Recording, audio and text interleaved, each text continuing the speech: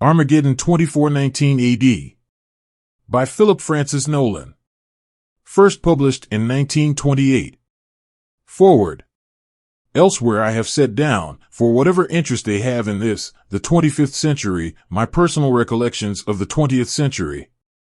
Now it occurs to me that my memoirs of the 25th century may have an equal interest 500 years from now, particularly in view of that unique perspective from which I have seen the 25th century, entering it as I did, in one leap across a gap of 492 years. This statement requires elucidation. There are still many in the world who are not familiar with my unique experience. 5 centuries from now there may be many more, especially if civilization is fated to endure any worse convulsions than those which have occurred between 1975 AD and the present time. I should state, therefore, that I, Anthony Rogers, am, so far as I know, the only man alive whose normal span of 81 years of life has been spread over a period of 573 years. To be precise, I lived the first 29 years of my life between 1898 and 1927, the other 52 since 2419. The gap between these two, a period of nearly 500 years, I spent in a state of suspended animation, free from the ravages of catabolic processes, and without any apparent effect on my physical or mental faculties. When I began my long sleep, man had just begun his real conquest of the air in a sudden series of transoceanic flights in airplanes driven by internal combustion motors. He had barely begun to speculate on the possibilities of harnessing subatomic forces, and had made no further practical penetration into the field of ethereal pulsations than the primitive radio and television of that day. The United States of America was the most powerful nation in the world, its political, financial, industrial, and scientific influence being supreme, and in the arts also it was rapidly climbing into leadership. I awoke to find the America I knew a total wreck, to find Americans a hunted race in their own land, hiding in the dense forests that covered the shattered and leveled ruins of their once magnificent cities, desperately preserving and struggling to develop in their secret retreats the remnants of their culture and science, and the undying flame of their sturdy independence. World domination was in the hands of Mongolians, and the center of world power lay in inland China, with Americans one of the few races of mankind unsubdued, and it must be admitted in fairness to the truth, not worth the trouble of subduing in the eyes of the Han airlords who ruled North America as titular tributaries of the most magnificent. For they needed not the forests in which the Americans lived, nor the resources of the vast territories these forests covered.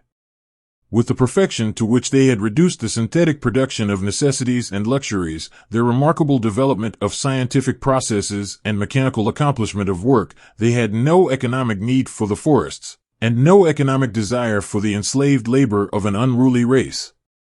They had all they needed for their magnificently luxurious and degraded scheme of civilization. Within the walls of the 15 cities of sparkling glass they had flung skyward on the sites of ancient American centers, into the bowels of the earth underneath them, and with relatively small surrounding areas of agriculture. Complete domination of the air rendered communication between these centers a matter of ease and safety. Occasional destructive raids on the wastelands were considered all that was necessary to keep the wild Americans on the run within the shelter of their forests, and prevent their becoming a menace to the Han civilization. But nearly 300 years of easily maintained security, the last century of which had been nearly sterile in scientific, social, and economic progress, had softened and devitalized the Hans.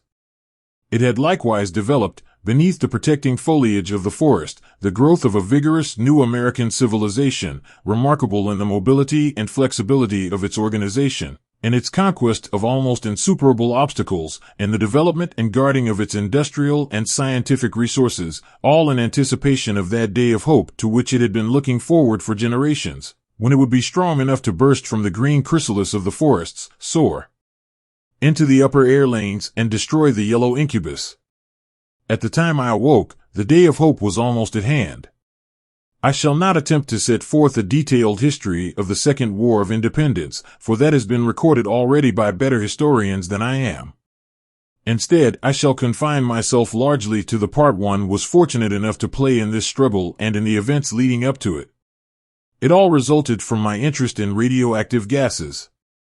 During the latter part of 1927, my company, the American Radioactive Gas Corporation, had been keeping me busy investigating reports of unusual phenomena observed in certain abandoned coal mines near the Wyoming Valley, in Pennsylvania.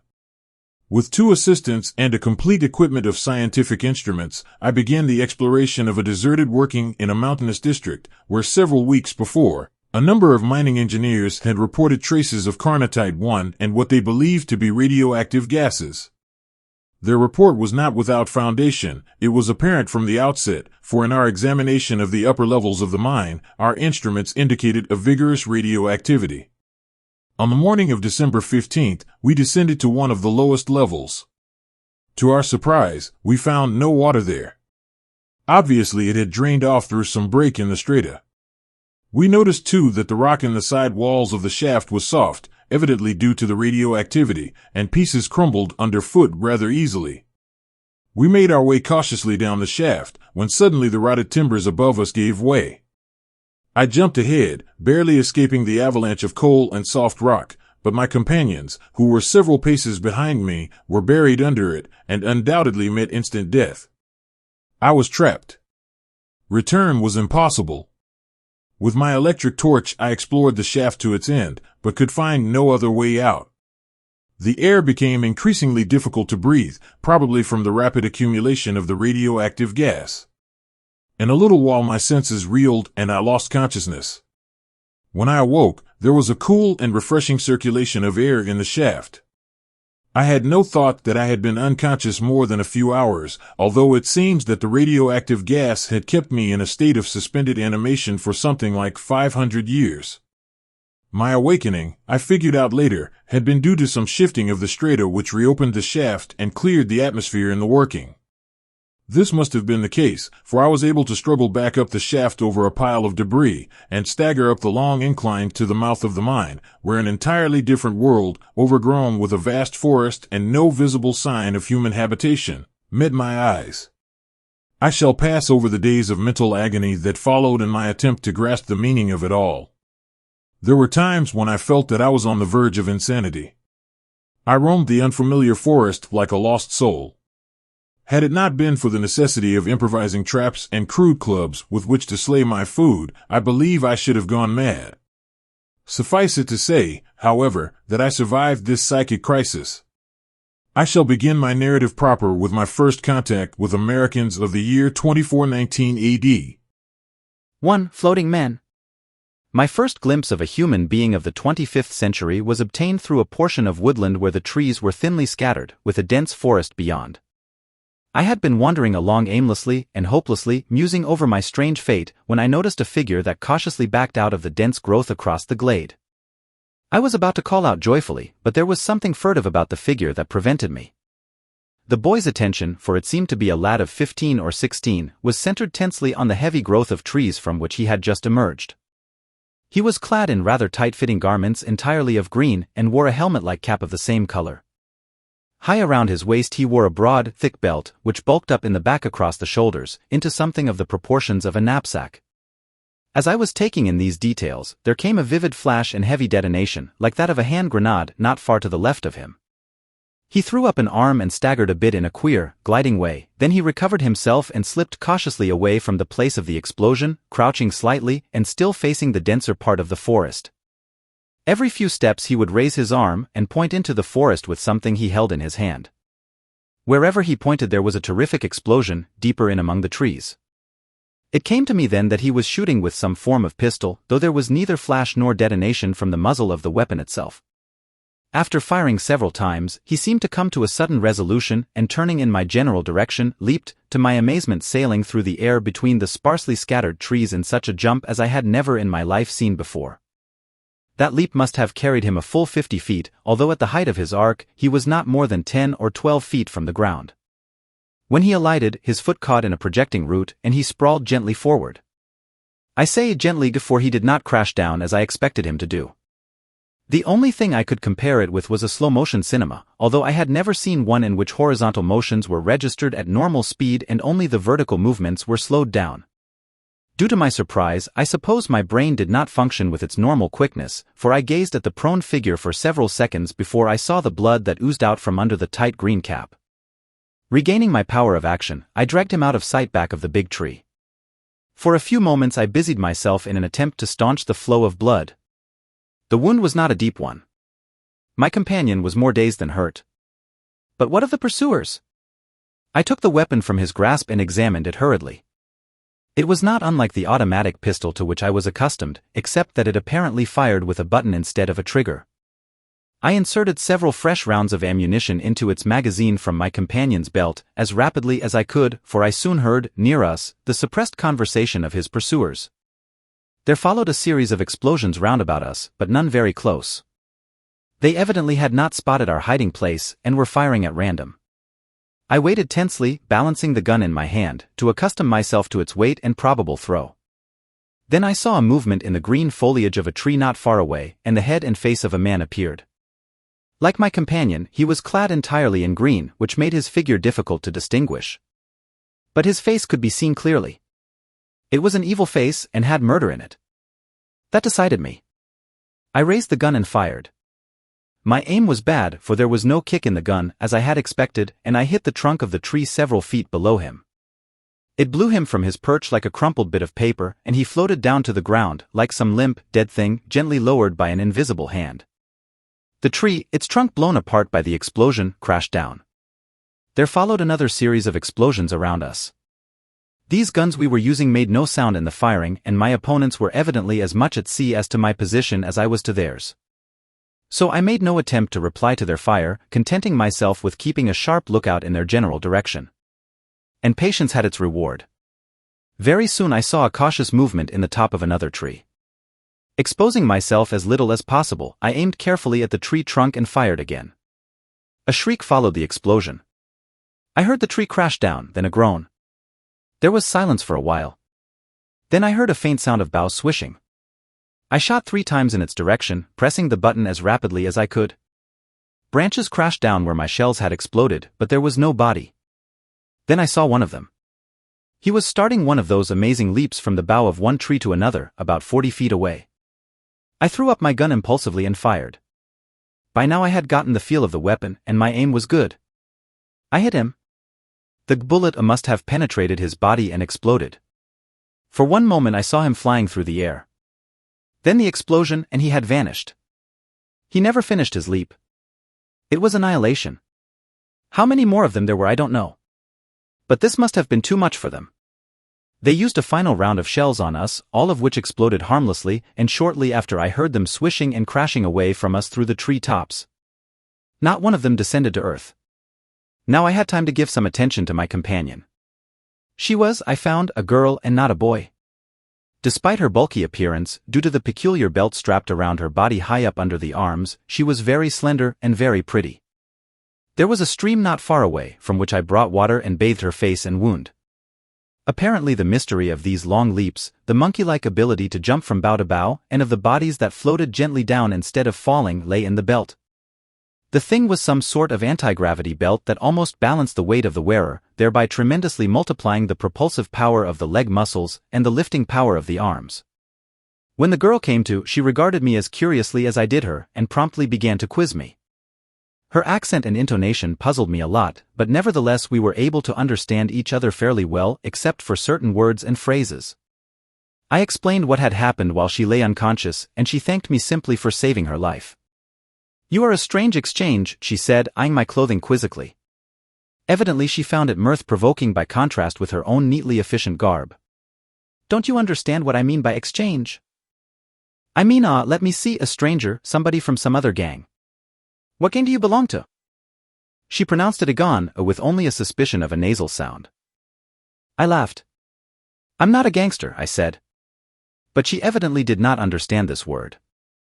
"I don't belong to any gang," I explained, "and never did." "Does everybody belong to a gang nowadays?" "Naturally," she said, frowning. "If you don't belong to a gang, where and how do you live? Why have you not found and joined a gang? How do you eat? Where do you get your clothing?" "I've been eating wild game for the past 2 weeks," I explained, "and this clothing I paused, wondering how I could explain that it must be many hundred years old. In the end I saw I would have to tell my story as well as I could, piecing it together with my assumptions as to what had happened. She listened patiently, incredulously at first, but with more confidence as I went on. When I had finished, she sat thinking for a long time. "That's hard to believe," she said, "but I believe it." She looked me over with frank interest. "Were you married when you slipped into unconsciousness down in that mine?" she asked me suddenly. I assured her I had never married. "Well, that simplifies matters," she continued. "You see, if you were technically classed as a family man, I could take you back only as an invited exchange, and I, being unmarried, and no relation of yours, couldn't do the inviting." 2. The Forest Gangs. SHE gave me a brief outline of the very peculiar social and economic system under which her people lived. At least it seemed very peculiar from my 20th century viewpoint. I learned with amazement that exactly 492 years had passed over my head as I lay unconscious in the mine. Wilma, for that was her name, did not profess to be a historian, and so could give me only a sketchy outline of the wars that had been fought, and the manner in which such radical changes had come about. It seemed that another war had followed the First World War, in which nearly all the European nations had banded together to break the financial and industrial power of America. They succeeded in their purpose, though they were beaten, for the war was a terrific one, and left America, like themselves, gasping, bleeding and disorganized, with only the hollow shell of a victory. This opportunity had been seized by the Russian Soviets, who had made a coalition with the Chinese, to sweep over all Europe and reduce it to a state of chaos. America, industrially geared to world production and the world trade, collapsed economically, and there ensued a long period of stagnation and desperate attempts at economic reconstruction. But it was impossible to stave off war with the Mongolians, who by now had subjugated the Russians, and were aiming at a world empire. In about 2109, it seems, the conflict was finally precipitated. The Mongolians, with overwhelming fleets of great airships, and a science that far outstripped that of crippled America, swept in over the Pacific and Atlantic coasts, and down from Canada, annihilating American aircraft, armies, and cities with their terrific disintegrator rays. These rays were projected from a machine not unlike a searchlight in appearance, the reflector of which, however, was not material substance, but a complicated balance of interacting electronic forces. This resulted in a terribly destructive beam. Under its influence, material substance melted into nothingness, i.e., into electronic vibrations. It destroyed all then known substances, from air to the most dense metals and stone. They settled down to the establishment of what became known as the Han Dynasty in America, as a sort of province in their world empire. Those were terrible days for the Americans. They were hunted like wild beasts. Only those survived who finally found refuge in mountains, canyons, and forests. Government was at an end among them. Anarchy prevailed for several generations. Most would have been eager to submit to the Hans, even if it meant slavery. But the Hans did not want them, for they themselves had marvelous machinery and scientific process by which all difficult labor was accomplished. Ultimately, they stopped their active search for, and annihilation of, the widely scattered groups of now savage Americans. So long as they remained hidden in their forests, and did not venture near the great cities the Hans had built, little attention was paid to them. Then began the building of the new American civilization. Families and individuals gathered together in clans or gangs for mutual protection. For nearly a century they lived a nomadic and primitive life, moving from place to place, in desperate fear of the casual and occasional Han air raids, and the terrible disintegrator ray. As the frequency of these raids decreased, they began to stay permanently in given localities, organizing upon lines which in many respects were similar to those of the military households of the Norman feudal barons. Except that instead of gathering together in castles, their defense tactics necessitated a certain scattering of living quarters for families and individuals. They lived virtually in the open air, in the forests, in green tents, resorting to camouflage tactics that would conceal their presence from air observers. They dug underground factories and laboratories that they might better be shielded from the electrical detectors of the Hans. They tapped the radio communication lines of the Hans, with crude instruments at first, better ones later on. They bent every effort toward the redevelopment of science. For many generations they labored as unseen, unknown scholars of the Hans, picking up their knowledge piecemeal, as fast as they were able to. During the earlier part of this period, there were many deadly wars fought between the various gangs, and occasional courageous but childishly futile attacks upon the Hans, followed by terribly punitive raids. But as knowledge progressed, the sense of American brotherhood redeveloped. Reciprocal arrangements were made among the gangs over constantly increasing areas. Trade developed to a certain extent, as between one gang and another. But the interchange of knowledge became more important than that of goods, as skill in the handling of synthetic processes developed. Within the gang, an economy was developed that was a compromise between individual liberty and a military socialism. The right of private property was limited practically to personal possessions, but private privileges were many and sacredly regarded. Stimulation to achievement lay chiefly in the winning of various kinds of leadership and prerogatives, and only in a very limited degree in the hope of owning anything that might be classified as wealth, and nothing that might be classified as resources. Resources of every description, for military safety and efficiency, belonged as a matter of public interest to the community as a whole. In the meantime, through these many generations, the Hans had developed a luxury economy, and with it the perfection of gilded vice and degradation. The Americans were regarded as wild men of the woods. And since they neither needed nor wanted the woods or the wild men, they treated them as beasts, and were conscious of no human brotherhood with them. As time went on, and synthetic processes of producing foods and materials were further developed, less and less ground was needed by the Hans for the purposes of agriculture, and finally, even the working of mines was abandoned when it became cheaper to build up metal from electronic vibrations than to dig them out of the ground. The Han race, devitalized by its vices and luxuries, with machinery and scientific processes to satisfy its every want, with virtually no necessity of labor, began to assume a defensive attitude toward the Americans. And quite naturally, the Americans regarded the Hans with a deep, grim hatred. Conscious of individual superiority as men, knowing that latterly they were outstripping the Hans in science and civilization, they longed desperately for the day when they should be powerful enough to rise and annihilate the yellow blight that lay over the continent. At the time of my awakening, the gangs were rather loosely organized, but were considering the establishment of a special military force, whose special business it would be to harry the Hans and bring down their airships whenever possible without causing general alarm among the Mongolians. This force was destined to become the nucleus of the national force when the day of retribution arrived. But that, however, did not happen for 10 years, and is another story. Wilma told me she was a member of the Wyoming gang, which claimed the entire Wyoming Valley as its territory, under the leadership of Boss Hart.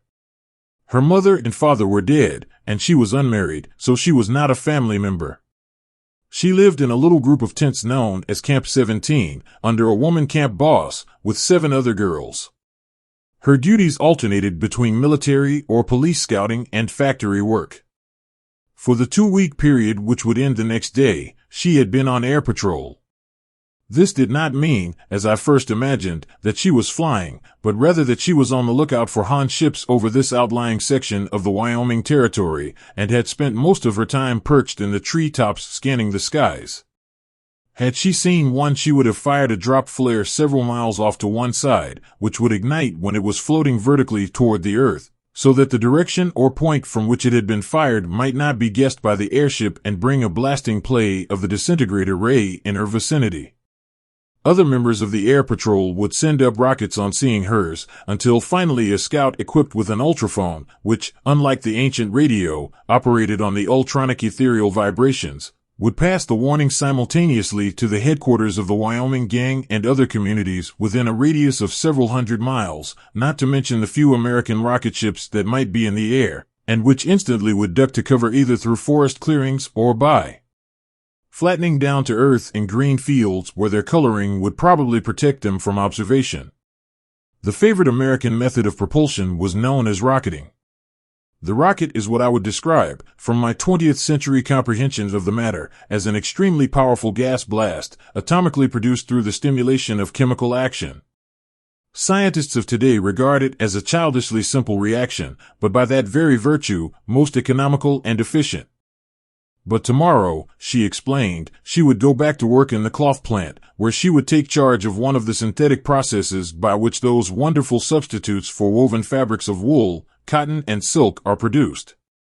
At the end of another 2 weeks, she would be back on military duty again, perhaps at the same work, or maybe as a contact guard, on duty where the territory of the Wyomings merged with that of the Delawares, or the Susquehannas, or one of the half-dozen other gangs in that section of the country which I knew as Pennsylvania and New York states. Wilma cleared up for me the mystery of those flying leaps which she and her assailants had made, and explained in the following manner how the inertron belt balances weight. Jumpers were in common use at the time I awoke, though they were costly, for at that time inertron had not been produced in very great quantity. They were very useful in the forest. They were belts, strapped high under the arms, containing an amount of inertron adjusted to the wearer's weight and purposes. In effect, they made a man weigh as little as he desired, 2 pounds if he liked. Floaters are a later development of jumpers, rocket motors encased in inertron blocks and strapped to the back in such a way that the wearer floats, when drifting, facing slightly downward. With his motor in operation, he moves like a diver, head foremost, controlling his direction by twisting his body and by movements of his outstretched arms and hands. Ballast weights locked in the front of the belt adjust weight and lift. Some men prefer a few ounces of weight in floating, using a slight motor thrust to overcome this. Others prefer a buoyance balance of a few ounces. The inadvertent dropping of weight is not a serious matter. The motor thrust always can be used to descend. But as an extra precaution, in case the motor should fail, for any reason, there are built into every belt a number of detachable sections, one or more of which can be discarded to balance off any loss in weight. But who were your assailants, I asked, and why were you attacked? Her assailants, she told me, were members of an outlaw gang, referred to as Bad Bloods, a group which for several generations had been under the domination of conscienceless leaders who tried to advance the interests of their clan by tactics which their neighbors had come to regard as unfair, and who in consequence had been virtually boycotted. Their purpose had been to slay her near the Delaware frontier, making it appear that the crime had been committed by Delaware scouts and thus embroil the Delawares and Wyomings in acts of reprisal against each other, or at least cause suspicions. Fortunately, they had not succeeded in surprising her, and she had been successful in dodging them for some 2 hours before the shooting began, at the moment when I arrived on the scene. But we must not stay here talking, Wilma concluded. I have to take you in, and besides I must report this attack right away. I think we had better slip over to the other side of the mountain. Whoever is on that post will have a phone, and I can make a direct report. But you'll have to have a belt. Mine alone won't help much against our combined weights, and there's little to be gained by jumping heavy. It's almost as bad as walking. After a little search, we found one of the men I had killed, who had floated down among the trees some distance away and whose belt was not badly damaged. In detaching it from his body, it nearly got away from me and shot up in the air. Wilma caught it, however, and though it reinforced the lift of her own belt so that she had to hook her knee around a branch to hold herself down, she saved it. I climbed the tree and, with my weight added to hers, we floated down easily. 3. Life in the 25th century. We were delayed in starting for quite a while since I had to acquire a few crude ideas about the technique of using these belts. I had been sitting down, for instance, with the belt strapped about me, enjoying an ease similar to that of a comfortable armchair, when I stood up with a natural exertion of muscular effort. I shot 10 feet into the air, with a wild instinctive thrashing of arms and legs that amused Wilma greatly. But after some practice, I began to get the trick of gauging muscular effort to a minimum of vertical and a maximum of horizontal. The correct form, I found, was in a measure comparable to that of skating. I found, also, that in forest work particularly the arms and hands could be used to great advantage in swinging along from branch to branch, so prolonging leaps almost indefinitely at times. In going up the side of the mountain, I found that my 20th century muscles did have an advantage, in spite of lack of skill with the belt, and since the slopes were very sharp, and most of our leaps were upward, I could have distanced Wilma easily. But when we crossed the ridge and descended, she outstripped me with her superior technique. Choosing the steepest slopes, she would crouch in the top of a tree and propel herself outward, literally diving until, with the loss of horizontal momentum, she would assume a more upright position and float downward. In this manner she would sometimes cover as much as a quarter of a mile in a single leap, while I leaped and scrambled clumsily behind, thoroughly enjoying the novel sensation. Halfway down the mountain, we saw another green-clad figure leap out above the treetops toward us. The three of us perched on an outcropping of rock from which a view for many miles around could be had, while Wilma hastily explained her adventure and my presence to her fellow guard, whose name was Alan. I learned later that this was the modern form of Helen. "You want to report by phone then, don't you?" Alan took a compact packet about 6 inches square from a holster attached to her belt and handed it to Wilma. So far as I could see, it had no special receiver for the ear. Wilma merely threw back a lid, as though she were opening a book, and began to talk. The voice that came back from the machine was as audible as her own. She was queried closely as to the attack upon her, and at considerable length as to myself, and I could tell from the tone of that voice that its owner was not prepared to take me at my face value as readily as Wilma had. For that matter, neither was the other girl. I could realize it from the suspicious glances she threw my way, when she thought my attention was elsewhere, and the manner in which her hand hovered constantly near her gun holster. Wilma was ordered to bring me in at once, and informed that another scout would take her place on the other side of the mountain. So she closed down the lid of the phone and handed it back to Alan, who seemed relieved to see us departing over the treetops in the direction of the camps. We had covered perhaps 10 miles, in what still seemed to me a surprisingly easy fashion, when Wilma explained that from here on we would have to keep to the ground. We were nearing the camps, she said, and there was always the possibility that some small Han scoutship, invisible high in the sky, might catch sight of us through a projectoscope and thus find the general location of the camps. Wilma took me to the scout office, which proved to be a small building of irregular shape, conforming to the trees around it, and substantially constructed of green sheet-like material. I was received by the assistant scout boss, who reported my arrival at once to the historical office, and to officials he called the psycho boss and the history boss, who came in a few minutes later. The attitude of all three men was at first polite but skeptical, and Wilma's ardent advocacy seemed to amuse them secretly. For the next 2 hours I talked, explained, and answered questions. I had to explain, in detail, the manner of my life in the 20th century and my understanding of customs, habits, business, science, and the history of that period, and about developments in the centuries that had elapsed. Had I been in a classroom, I would have come through the examination with a very poor mark, for I was unable to give any answer to fully half of their questions. But before long I realized that the majority of these questions were designed as traps. Objects, of whose purpose I knew nothing, were casually handed to me, and I was watched keenly as I handled them. In the end I could see both amazement and belief begin to show in the faces of my inquisitors, and at last the historical and psycho bosses agreed openly that they could find no flaw in my story or reactions, and that unbelievable as it seemed, my story must be accepted as genuine. They took me at once to Big Boss Hart. He was a portly man with a poker face. He would probably have been the successful politician even in the 20th century. They gave him a brief outline of my story and a report of their examination of me. He made no comment other than to nod his acceptance of it. Then he turned to me. "How does it feel?" he asked. "Do we look funny to you?" "A bit strange," I admitted. "But I'm beginning to lose that dazed feeling, though I can see I have an awful lot to learn." "Maybe we can learn some things from you, too," he said. "So you fought in the First World War. Do you know, we have very little left in the way of records of the details of that war, that is, the precise conditions under which it was fought, and the tactics employed. We forgot many things during the Han Terror, and, well, I think you might have a lot of ideas worth thinking over for our raid masters.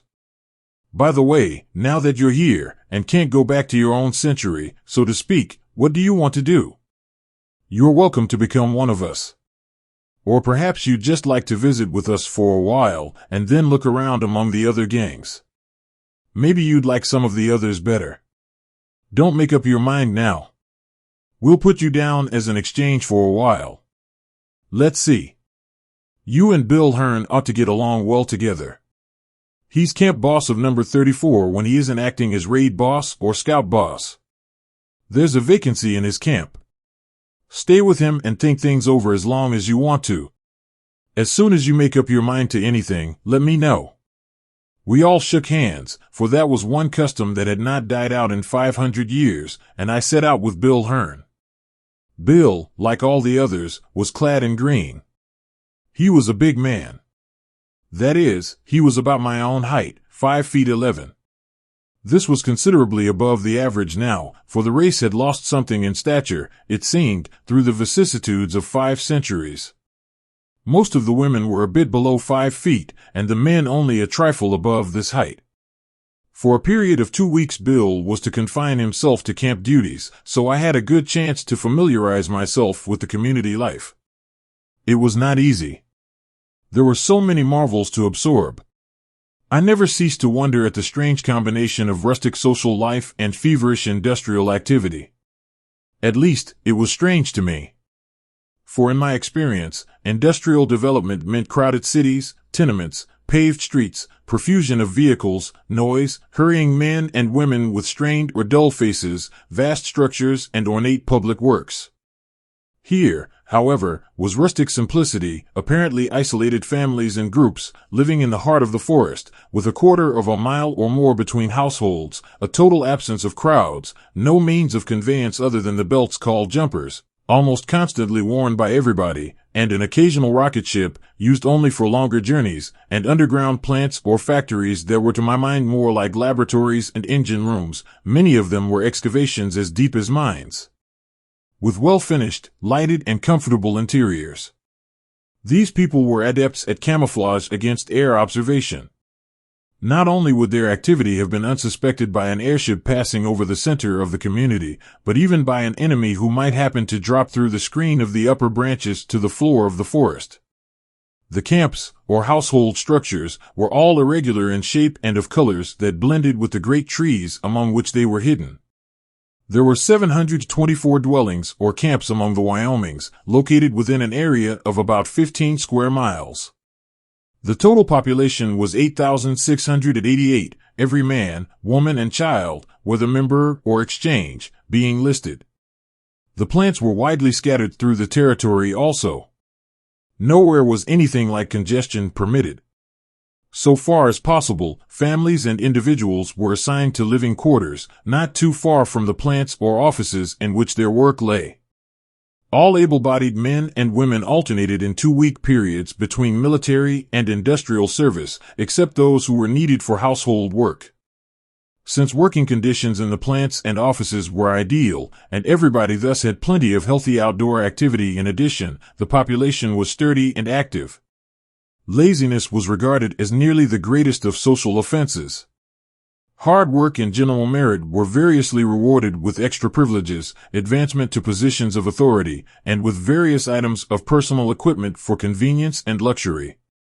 In leisure moments, I got great enjoyment from sitting outside the dwelling in which I was quartered with Bill Hearn and 10 other men, watching the occasional passers-by, as with leisurely but swift movements, they swung up and down the forest trail, rising from the ground in long, almost horizontal leaps, occasionally swinging from one convenient branch overhead to another before sliding back to the ground farther on.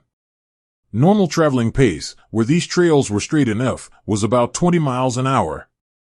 Such things as automobiles and railroad trains, the memory of them not more than a month old in my mind, seemed inexpressibly silly and futile compared with such convenience as these belts or jumpers offered.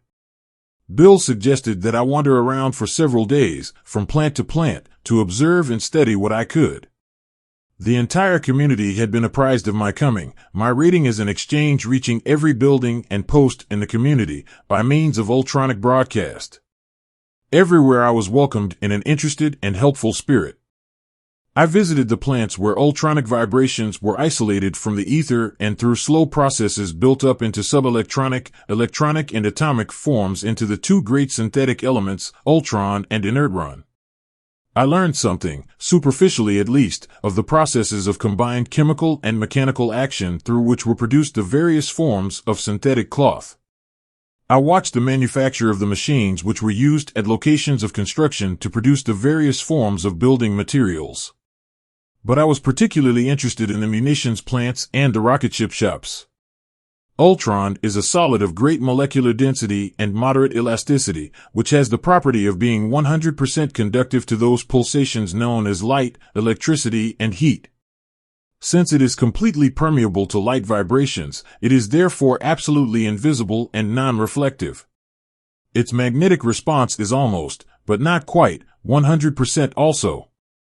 It is therefore very heavy under normal conditions, but extremely responsive to the repeller or anti-gravity rays, such as the Hans use as legs for their airships.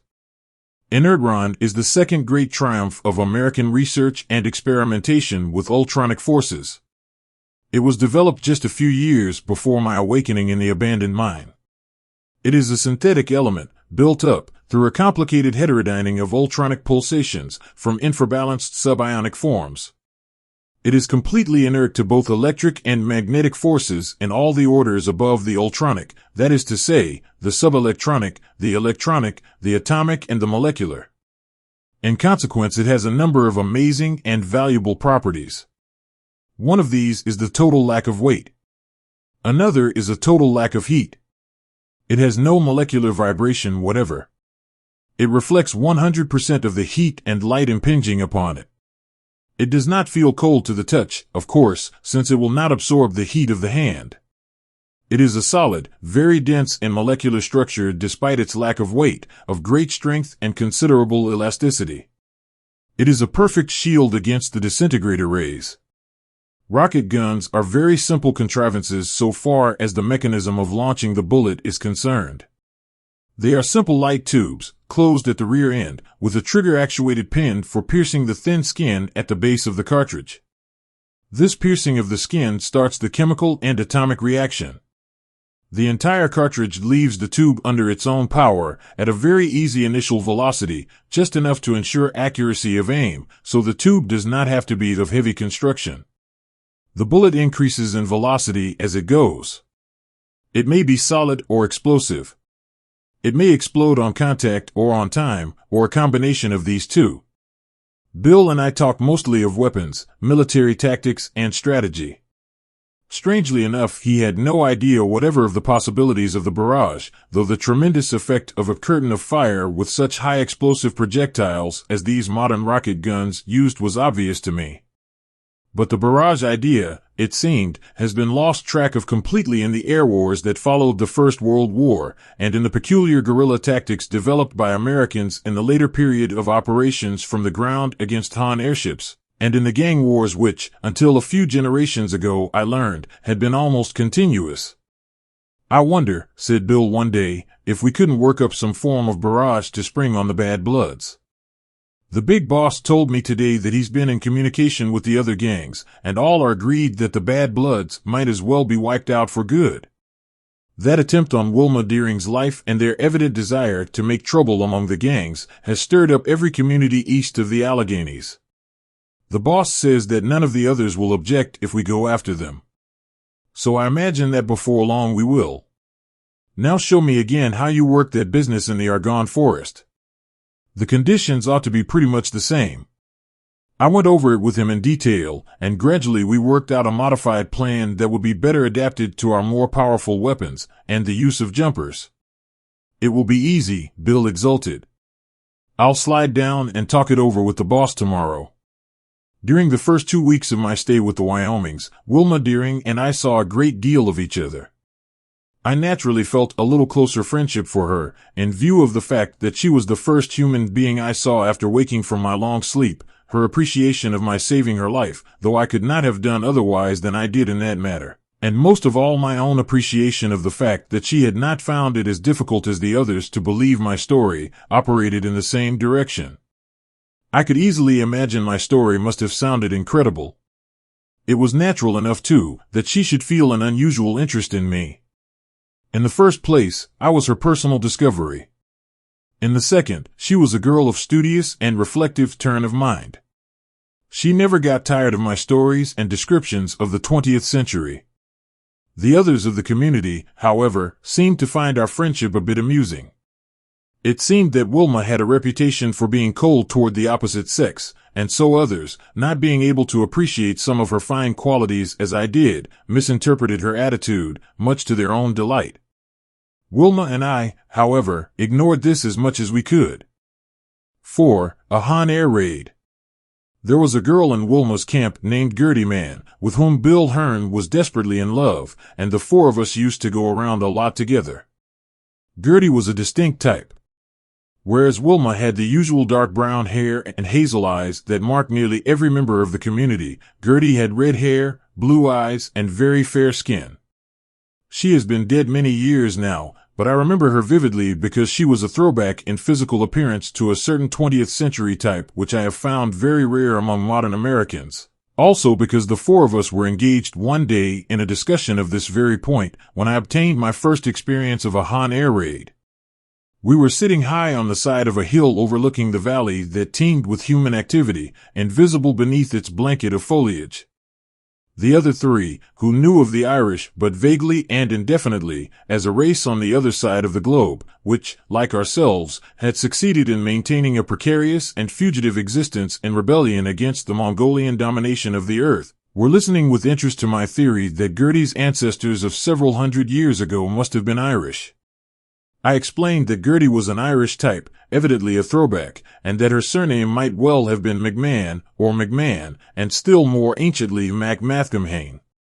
They were interested too in my surmise that Gertie was the same name as that which had been Gertie or Gertrude in the 20th century.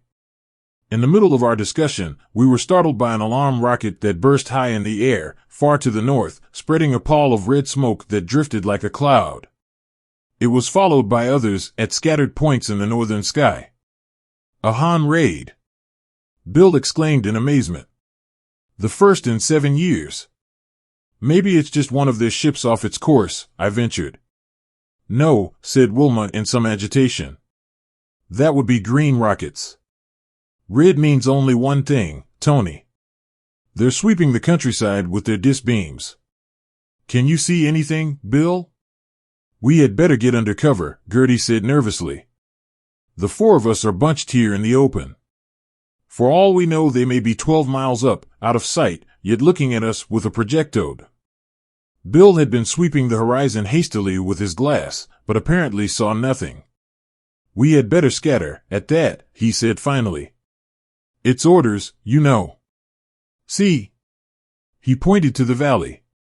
Here and there a tiny human figure shot for a moment above the foliage of the treetops. That's bad, Wilma commented as she counted the jumpers. No less than 15 people visible, and all clearly radiating from a central point. Do they want to give away our location? The standard orders covering air raids were that the population was to scatter individually. There should be no grouping, or even pairing, in view of the destructiveness of the disintegrator rays. Experience of generations had proved that if this were done, and everybody remained hidden beneath the tree screens, the Hans would have to sweep mile after mile of territory, foot by foot, to catch more than a small percentage of the community. Gertie, however, refused to leave Bill, and Wilma developed an equal obstinacy against quitting my side. I was inexperienced at this sort of thing, she explained, quite ignoring the fact that she was two. She was only 13 or 14 years old at the time of the last air raid. However, since I could not argue her out of it, we leaped together about a quarter of a mile to the right, while Bill and Gertie disappeared down the hillside among the trees. Wilma and I both wanted a point of vantage from which we might overlook the valley in the sky to the north, and we found it near the top of the ridge, where, protected from visibility by thick branches, we could look out between the tree trunks and get a good view of the valley. No more rockets went up. Except for a few of those warning red clouds, drifting lazily in a blue sky, there was no visible indication of man's past or present existence anywhere in the sky or on the ground. Then Wilma gripped my arm and pointed. I saw it, away off in the distance, looking like a phantom dirigible airship, in its coat of low-visibility paint, a bare specter. 7,000 feet up, Wilma whispered, crouching close to me. Watch. The ship was about the same shape as the great dirigibles of the 20th century that I had seen, but without the suspended control car, engines, propellers, rudders, or elevating planes. As it loomed rapidly nearer, I saw that it was wider and somewhat flatter than I had supposed. Now I could see the repeller rays that held the ship aloft, like searchlight beams faintly visible in the bright daylight, and still faintly visible to the human eye at night.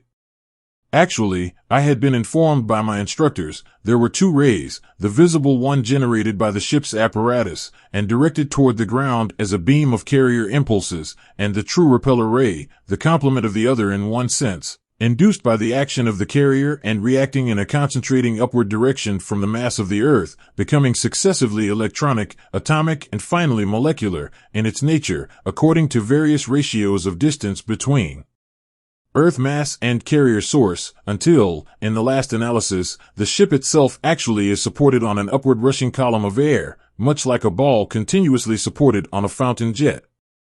The raider neared with incredible speed. Its rays were both slanted astern at a sharp angle, so that it slid forward with tremendous momentum. The ship was operating two disintegrator rays, though only in a casual, intermittent fashion.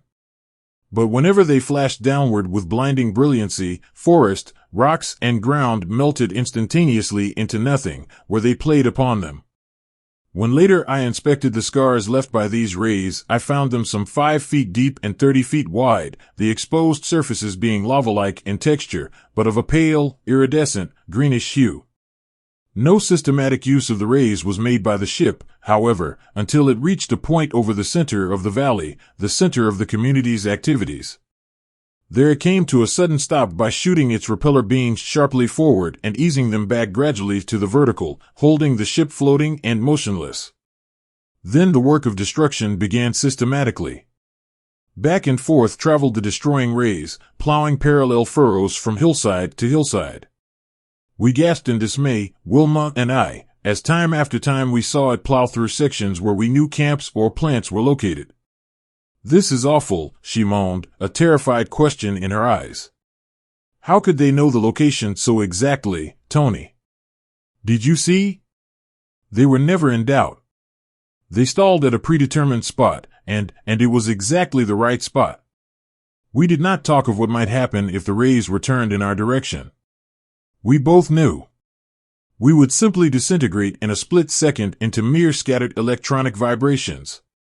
Strangely enough, it was this self-reliant girl of the 25th century who clung to me, a relatively primitive man of the 20th, less familiar than she with the thought of this terrifying possibility, for moral support. We knew that many of our companions must have been whisked into absolute non-existence before our eyes in these few moments. The whole thing paralyzed us into mental and physical immobility for I do not know how long. It couldn't have been long, however, for the rays had not plowed more than 30 of their 20-foot furrows or so across the valley when I regained control of myself and brought Wilma to herself by shaking her roughly. "How far will this rocket gun shoot, Wilma?" I demanded, drawing my pistol. "It depends on your rocket, Tony. It will take even the longest range rocket, but you could shoot more accurately from a longer tube." "But why?" "You couldn't penetrate the shell of that ship with rocket force, even if you could reach it." I fumbled clumsily with my rocket pouch, for I was excited. I had an idea I wanted to try, a hunch I called it, forgetting that Wilma could not understand my ancient slang. But finally, with her help, I selected the longest range explosive rocket in my pouch and fitted it to my pistol. "It won't carry 7,000 feet, Tony," Wilma objected. But I took aim carefully. It was another thought that I had in my mind. The supporting repeller ray, I had been told, became molecular in character at what was called a logarithmic level of 5, below that it was a purely electronic flow or pulsation between the source of the carrier and the average mass of the Earth. Below that level, if I could project my explosive bullet into this stream where it began to carry material substance upward, might it not rise with the air column, gathering speed and hitting the ship with enough impact to carry it through the shell? It was worth trying anyhow. Wilma became greatly excited, too, when she grasped the nature of my inspiration. Feverishly I looked around for some formation of branches against which I could rest the pistol, for I had to aim most carefully. At last I found one. Patiently I sighted on the hulk of the ship far above us, aiming at the far side of it, at such an angle as would, so far as I could estimate, bring my bullet path through the forward repeller beam. At last the sights wavered across the point I sought and I pressed the button gently. For a moment we gazed breathlessly. Suddenly the ship swung bow down, as on a pivot, and swayed like a pendulum. Wilma screamed in her excitement. "Oh, Tony, you hit it! You hit it! Do it again, bring it down." We had only one more rocket of extreme range between us, and we dropped it 3 times in our excitement in inserting it in my gun. Then, forcing myself to be calm by sheer willpower, while Wilma stuffed her little fist into her mouth to keep from shrieking, I sighted carefully again and fired. In a flash, Wilma had grasped the hope that this discovery of mine might lead to the end of the Han domination. The elapsed time of the rocket's invisible flight seemed an age. Then we saw the ship falling. It seemed to plunge lazily, but actually it fell with terrific acceleration, turning end over end, its disintegrator rays, out of control, describing vast, wild arcs, and once cutting a gash through the forest less than 200 feet from where we stood. The crash with which the heavy craft hit the ground reverberated from the hills, the momentum of 18 or 20,000 tons, and a sheer drop of 7,000 feet. A mangled mass of metal, it buried itself in the ground, with poetic justice, in the middle of the smoking, semi-molten field of destruction it had been so deliberately plowing. The silence, the vacuity of the landscape, was oppressive as the last echoes died away. Then far down the hillside, a single figure leaped exultantly above the foliage screen. And in the distance another, and another. In a moment the sky was punctured by signal rockets. One after another the little red puffs became drifting clouds. "Scatter! Scatter!" Wilma exclaimed. "In half an hour there'll be an entire Han fleet here from New York, and another from Buffalo. They'll get this instantly on their recordographs and location finders. They'll blast the whole valley and the country for miles beyond. Come, Tony. There's no time for the gang to rally. See the signals. We've got to jump. Oh, I'm so proud of you." Over the ridge we went, in long leaps toward the east, the country of the Delawares. From time to time signal rockets puffed in the sky.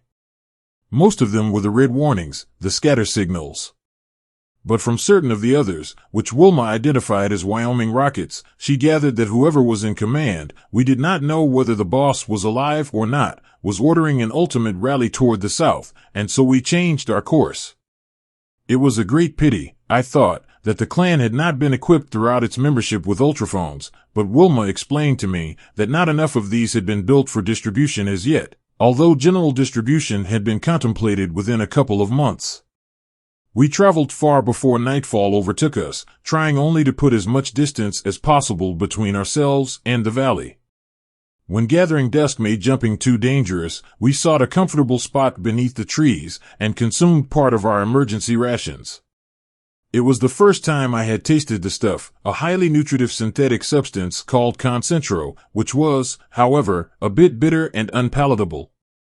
But as only a mouthful or so was needed, it did not matter. Neither of us had a cloak, but we were both thoroughly tired and happy, so we curled up together for warmth. I remember Wilma making some sleepy remark about our mating, as she cuddled up, as though the matter were all settled, and my surprise at my own instant acceptance of the idea, for I had not consciously thought of her that way before. But we both fell asleep at once. In the morning we found little time for love-making. The practical problem facing us was too great. Wilma felt that the Wyoming plan must be to rally in the Susquehanna territory, but she had her doubts about the wisdom of this plan. In my elation at my success in bringing down the Han ship, and my newly found interest in my charming companion, who was, from my viewpoint of another century, at once more highly civilized and yet more primitive than myself, I had forgotten the ominous fact that the Han ship I had destroyed must have known the exact location of the Wyoming works. This meant, to Wilma's logical mind, either that the Hans had perfected new instruments as yet unknown to us, or that somewhere, among the Wyomings or some other nearby gang, there were traitors so degraded as to commit that unthinkable act of trafficking in information with the Hans. In either contingency, she argued, other Han raids would follow, and since the Susquannas had a highly developed organization and more than usually productive plants, the next raid might be expected to strike them. But at any rate, it was clearly our business to get in touch with the other fugitives as quickly as possible, so in spite of muscles that were sore from the excessive leaping of the day before, we continued on our way. We traveled for only a couple of hours when we saw a multicolored rocket in the sky, some 10 miles ahead of us. "Bear to the left, Tony," Wilma said, "and listen for the whistle." "Why?" I asked. "Haven't they given you the rocket code yet?" she replied. "That's what the green, followed by yellow and purple means, to concentrate 5 miles east of the rocket position. You know the rocket position itself might draw a play of disintegrator beams." It did not take us long to reach the neighborhood of the indicated rallying, though we were now traveling beneath the trees, with but an occasional leap to a top branch to see if any more rocket smoke was floating above. And soon we heard a distant whistle. We found about half the gang already there, in a spot where the trees met high above a little stream. The big boss and raid bosses were busy reorganizing the remnants. We reported to Boss Hart at once. He was silent, but interested, when he heard our story. "You two stick close to me," he said, adding grimly, "I'm going back to the valley at once with 100 picked men, and I'll need you." 5. Setting the trap. Inside of 15 minutes we were on our way. A certain amount of caution was sacrificed for the sake of speed, and the men leaped away either across the forest top or over open spaces of ground, but concentration was forbidden. The big boss named the spot on the hillside as the rallying point. "We'll have to take a chance on being seen, so long as we don't group," he declared, "at least until within 5 miles of the rallying spot. From then on I want every man to disappear from sight and to travel undercover. And keep your ultraphones open and tuned on 10476. Wilma and I had received our battle equipment from the gear boss. It consisted of a long gun, a handgun, with a special case of ammunition constructed of inertron, which made the load weigh but a few ounces, and a short sword. This gear we strapped over each other's shoulders, on top of our jumping belts. In addition, we each received an ultraphone, and a light inertron blanket rolled into a cylinder about 6 inches long by 2 or 3 in diameter. This fabric was exceedingly thin and light, but it had considerable warmth, because of the mixture of inertron in its composition. "This looks like business," Wilma remarked to me with sparkling eyes. And I might mention a curious thing here. The word business had survived from the 20th century American vocabulary, but not with any meaning of industry or trade, for such things being purely community activities were spoken of as work and clearing. Business simply meant fighting, and that was all. "Did you bring all this equipment from the valley?" I asked the gear boss. "No," he said. "There was no time to gather anything. All this stuff we cleared from the Susquannas a few hours ago. I was with the boss on the way down, and he had me jump on ahead and arrange it. But you two had better be moving. He's beckoning you now." Hart was about to call us on our phones when we looked up. As soon as we did so, he leaped away, waving us to follow closely. He was a powerful man, and he darted ahead in long, swift, low leaps up the banks of the stream, which followed a fairly straight course at this point. By extending ourselves, however, Wilma and I were able to catch up to him. As we gradually synchronized our leaps with his, he outlined to us, between the grunts that accompanied each leap, his plan of action. "We have to start the big business, sooner or later," he said. "And if, the Hans have found any way of locating our positions, it's time to start now," although the Council of Bosses, had intended waiting a few years until enough rocket ships have been, built. But no matter what the sacrifice, we can't afford to let them get us on the run, We'll set a trap for the Yellow Devils in the, valley if they come back for their wreckage, and if they don't, we'll go rocketing for some of their liners, on the New York, Cleland, CKGA course. We can use, that idea of yours of shooting up the repeller, beams. Want you to give us a demonstration." With further admonition to follow him closely, he increased his pace, and Wilma and I were taxed to our utmost to keep up with him. It was only in ascending the slopes that my tougher muscles overbalanced his greater skill, and I was able to set the pace for him, as I had for Wilma. We slept in greater comfort that night, under our inertron blankets, and were off with the dawn, leaping cautiously to the top of the ridge overlooking the valley which Wilma and I had left. The boss scanned the sky with his ultrascope, patiently taking some 15 minutes to the task, and then swung his phone into use, calling the roll and giving the men their instructions. His first order was for us all to slip our ear and chest discs into permanent position. These ultraphones were quite different from the one used by Wilma's companion Scout the day I saved her from the vicious attack of the bandit gang. That one was contained entirely in a small pocket case. These, with which we were now equipped, consisted of a pair of ear discs, each a separate and self-contained receiving set. They slipped into little pockets over our ears in the fabric helmets we wore, and shut out virtually all extraneous sounds. The chest discs were likewise self-contained sending sets, strapped to the chest a few inches below the neck and actuated by the vibrations from the vocal cords through the body tissues. The total range of these sets was about 18 miles.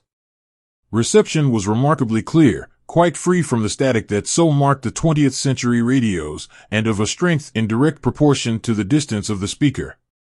The boss said was triple powered, so that his orders would cut in on any local conversations, which were indulged in, however, with great restraint, and only for the purpose of maintaining contacts. I marveled at the efficiency of this modern method of battle communication in contrast to the clumsy signaling devices of more ancient times, and also at other military contrasts in which the 20th and 25th century methods were the reverse of each other in efficiency. These modern Americans, for instance, knew little of hand-to-hand fighting, and nothing, naturally, of trench warfare. Of barrages they were quite ignorant, although they possessed weapons of terrific power. And until my recent flash of inspiration, no one among them, apparently, had ever thought of the scheme of shooting a rocket into a repeller beam and letting the beam itself hurl it upward into the most vital part of the Han ship. Hart patiently placed his men, first giving his instructions to the campmasters, and then remaining silent, while they placed the individuals. In the end, the 100 men were ringed about the valley, on the hillsides and tops, each in a position from which he had a good view of the wreckage of the Han ship. But not a man had come in view, so far as I could see, in the whole process. The boss explained to me that it was his idea that he, Wilma, and I should investigate the wreck. If Han ships should appear in the sky, we would leap for the hillsides. I suggested to him to have the men set up their long guns trained on an imaginary circle surrounding the wreck. He busied himself with this after the three of us leaped down to the Han ship, serving as a target himself, while he called on the men individually to aim their pieces and lock them in position. In the meantime, Wilma and I climbed into the wreckage, but did not find much. Practically all of the instruments and machinery had been twisted out of all recognizable shape, or utterly destroyed by the ship's disintegrator rays, which apparently had continued to operate in the midst of its warped remains for some moments after the crash. It was unpleasant work searching the mangled bodies of the crew. But it had to be done. The Han clothing, I observed, was quite different from that of the Americans, and in many respects more like the garb to which I had been accustomed in the earlier part of my life. It was made of synthetic fabrics like silks, loose and comfortable trousers of knee length, and sleeveless shirts. No protection, except that against drafts, was needed, Wilma explained to me, for the Han cities were entirely enclosed, with splendid arrangements for ventilation and heating. These arrangements, of course, were equally adequate in their airships. The Hans, indeed, had quite a distaste for unshaded daylight, since their lighting apparatus diffused a controlled amount of violet rays, making the unmodified sunlight unnecessary for health and undesirable for comfort. Since the Hans did not have the secret of inertron, none of them wore anti-gravity belts. Yet in spite of the fact that they had to bear their own full weights at all times, they were physically far inferior to the Americans, for they lived lives of degenerative physical inertia, having machinery of every description for the performance of all labor, and convenient conveyances for any movement of more than a few steps. Even from the twisted wreckage of this ship I could see that seats, chairs, and couches played an extremely important part in their scheme of existence. But none of the bodies were overweight. They seemed to have been the bodies of men in good health, but muscularly much underdeveloped. Wilma explained to me that they had mastered the science of gland control, and of course dietetics, to the point where men and women among them not uncommonly reached the age of 100 years, with arteries and general health in splendid condition. I did not have time to study the ship and its contents as carefully as I would have liked, however. Time pressed, and it was our business to discover some clue to the deadly accuracy with which the ship had spotted the Wyoming works. The boss had hardly finished his arrangements for the ring barrage when one of the scouts on an eminence to the north announced the approach of 7 Han ships, spread out in a great semicircle. Hart leaped for the hillside, calling to us to do likewise, but Wilma and I had raised the flaps of our helmets and switched off our speakers for conversation between ourselves, and by the time we discovered what had happened, the ships were clearly visible, so fast were they approaching. "Jump," we heard the boss order, Deering to the north. Rogers to the east. But Wilma looked at me meaningly and pointed to where the twisted plates of the ship, projecting from the ground, offered a shelter. "Too late, boss," she said. "They'd see us. Besides, I think there's something here we ought to look at. It's probably their magnetic graph." "You're signing your death warrant," Hart warned.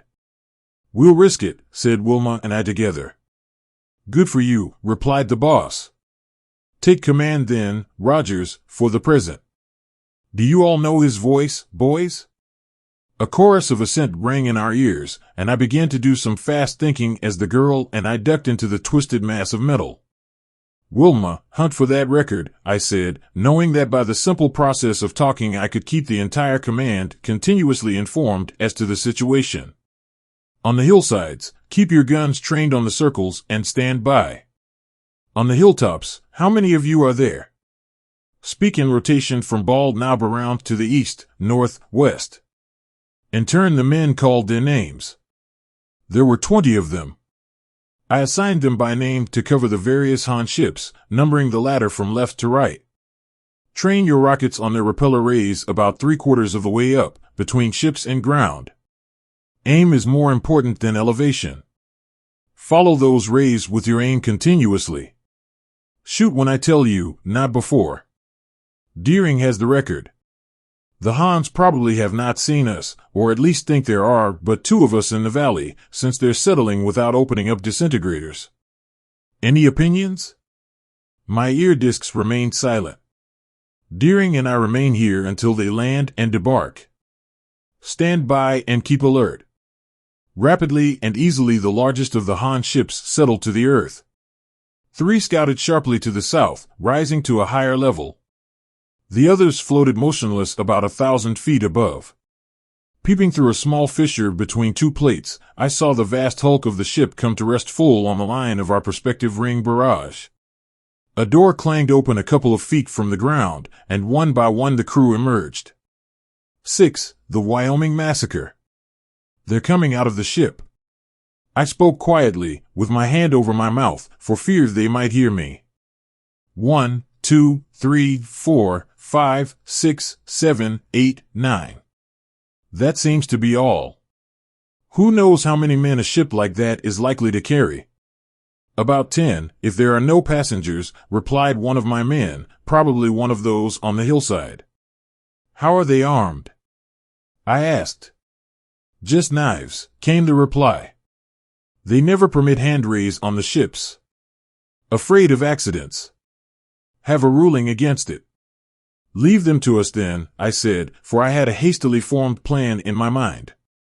"You, on the hillsides, take the ships above. Abandon the ring target. Divide up in training on those repeller rays. You, on the hilltops, all train on the repellers of the ships to the south. Shoot at the word, but not before. Wilma, crawl over to your left where you can make a straight leap for the door in that ship. These men are all walking around the wreck in a bunch. When they're on the far side, I'll give the word and you leap through that door in one bound. I'll follow. Maybe we won't be seen. We'll overpower the guard inside, but don't shoot. We may escape being seen by both this crew and ships above. They can't see over this wreck." It was so easy that it seemed too good to be true. The Hans who had emerged from the ship walked round the wreckage lazily, talking in guttural tones, keenly interested in the wreck, but quite unsuspicious. At last they were on the far side. In a moment they would be picking their way into the wreck. "Wilma, leap!" I almost whispered the order. The distance between Wilma's hiding place and the door in the side of the Han ship was not more than 15 feet. She was already crouched with her feet braced against a metal beam. Taking the lift of that wonderful inertron belt into her calculation, she dove head foremost, like a green projectile, through the door. I followed in a split second, more clumsily, but no less speedily, bruising my shoulder painfully, as I ricocheted from the edge of the opening and brought up sliding against the unconscious girl, for she evidently had hit her head against the partition within the ship into which she had crashed. We had made some noise within the ship. Shuffling footsteps were approaching down a well-lit gangway. "Any signs we have been observed?" I asked my men on the hillsides. "Not yet," I heard the boss reply. "Ships overhead still standing. No beams have been broken out. Men on ground absorbed in wreck. Most of them have crawled into it out of sight." "Good," I said quickly. "Deering hit her head. Knocked out. One or more members of the crew approaching. We're not discovered yet. I'll take care of them. Stand a bit longer, but be ready." I think my last words must have been heard by the man who was approaching, for he stopped suddenly. I crouched at the far side of the compartment, motionless. I would not draw my sword if there were only one of them. He would be a weakling, I figured, and I should easily overcome him with my bare hands. Apparently reassured at the absence of any further sound, a man came around a sort of bulkhead, and I leaped. I swung my legs up in front of me as I did so, catching him full in the stomach and knocked him cold. I ran forward along the keel gangway, searching for the control room. I found it well up in the nose of the ship. And it was deserted. What could I do to jam the controls of the ships that would not register on the recording instruments of the other ships? I gazed at the mass of controls. Levers and wheels galore. In the center of the compartment, on a massively braced universal joint mounting, was what I took for the repeller generator. A dial on it glowed and a faint hum came from within its shielding metallic case. But I had no time to steady it. Above all else, I was afraid that some automatic telephone apparatus existed in the room, through which I might be heard on the other ships. The risk of trying to jam the controls was too great. I abandoned the idea and withdrew softly. I would have to take a chance that there was no other member of the crew aboard. I ran back to the entrance compartment. Wilma still lay where she had slumped down. I heard the voices of the Hans approaching. It was time to act. The next few seconds would tell whether the ships in the air would try or be able to melt us into nothingness. I spoke. "Are you boys all ready?" I asked, creeping to a position opposite the door and drawing my handgun. Again, there was a chorus of assent. "Then on the count of 3, shoot up those repeller rays, all of them, and for God's sake, don't miss." And I counted. I think my 3 was a bit weak. I know it took all the courage I had to utter it. For an agonizing instant nothing happened, except that the landing party from the ship strolled into my range of vision. Then startled, they turned their eyes upward. For an instant they stood frozen with horror at whatever they saw. One hurled his knife at me. It grazed my cheek. Then a couple of them made a break for the doorway. The rest followed. But I fired point blank with my handgun, pressing the button as fast as I could and aiming at their feet to make sure my explosive rockets would make contact and do their work. The detonations of my rockets were deafening. The spot on which the Han stood flashed into a blinding glare. Then there was nothing there except their torn and mutilated corpses. They had been fairly bunched, and I got them all. I ran to the door, expecting any instant to be hurled into infinity by the sweep of a disintegrator ray.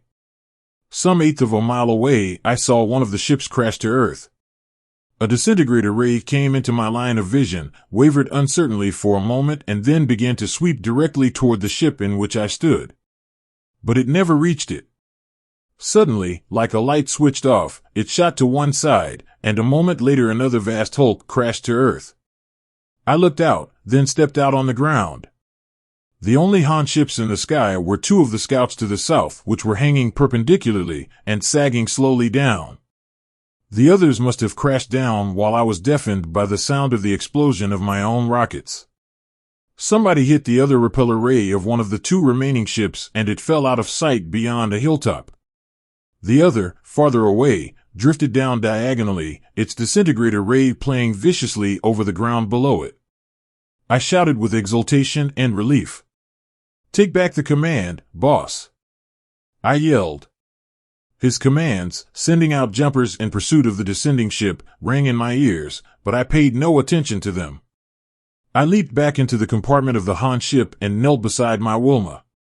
Her padded helmet had absorbed much of the blow, I thought, otherwise, her skull might have been fractured. "Oh, my head," she groaned, coming to as I lifted her gently in my arms and strode out in the open with her. "We must have won, dearest, did we?" "We most certainly did," I reassured her. "All but one crashed and that one is drifting down toward the south. We've captured this one, we're intact." There was only one member of the crew aboard when we dove in. Less than an hour afterward, the big boss ordered the outfit to tune in ultraphones on 323 to pick up a translated broadcast of the Han intelligence office in New York from the Susquehanna station. It was in the form of a public warning and news item and read as follows. "This is Public Intelligence Office, New York, broadcasting warning to navigators of private ships and news of public interest. The squadron of 7 ships, which left New York this morning to investigate the recent destruction of the GK-984 in the Wyoming Valley, has been destroyed by a series of mysterious explosions similar to those which wrecked the GK-984. The phones, viewplates, and all other signaling devices of 5 of the 7 ships ceased operating suddenly at approximately the same moment, about 7:49. According to the Han system of reckoning time, 7 and 49/100ths after midnight. After violent disturbances, the location finders went out of operation. Electroactivity registers applied to the territory of the Wyoming Valley remain dead. The intelligence office has no indication of the kind of disaster which overtook the squadron except certain evidences of explosive phenomena similar to those in the case of the GK-984, which recently went dead while beaming the valley in a systematic effort to wipe out the works and camps of the tribesmen. The office considers, as obvious, the deduction that the tribesmen have developed a new, and as yet undetermined, technique of attack on airships, and has recommended to the Heaven-born that immediate and unlimited authority be given the Navigation Intelligence Division to make an investigation of this technique and develop a defense against it.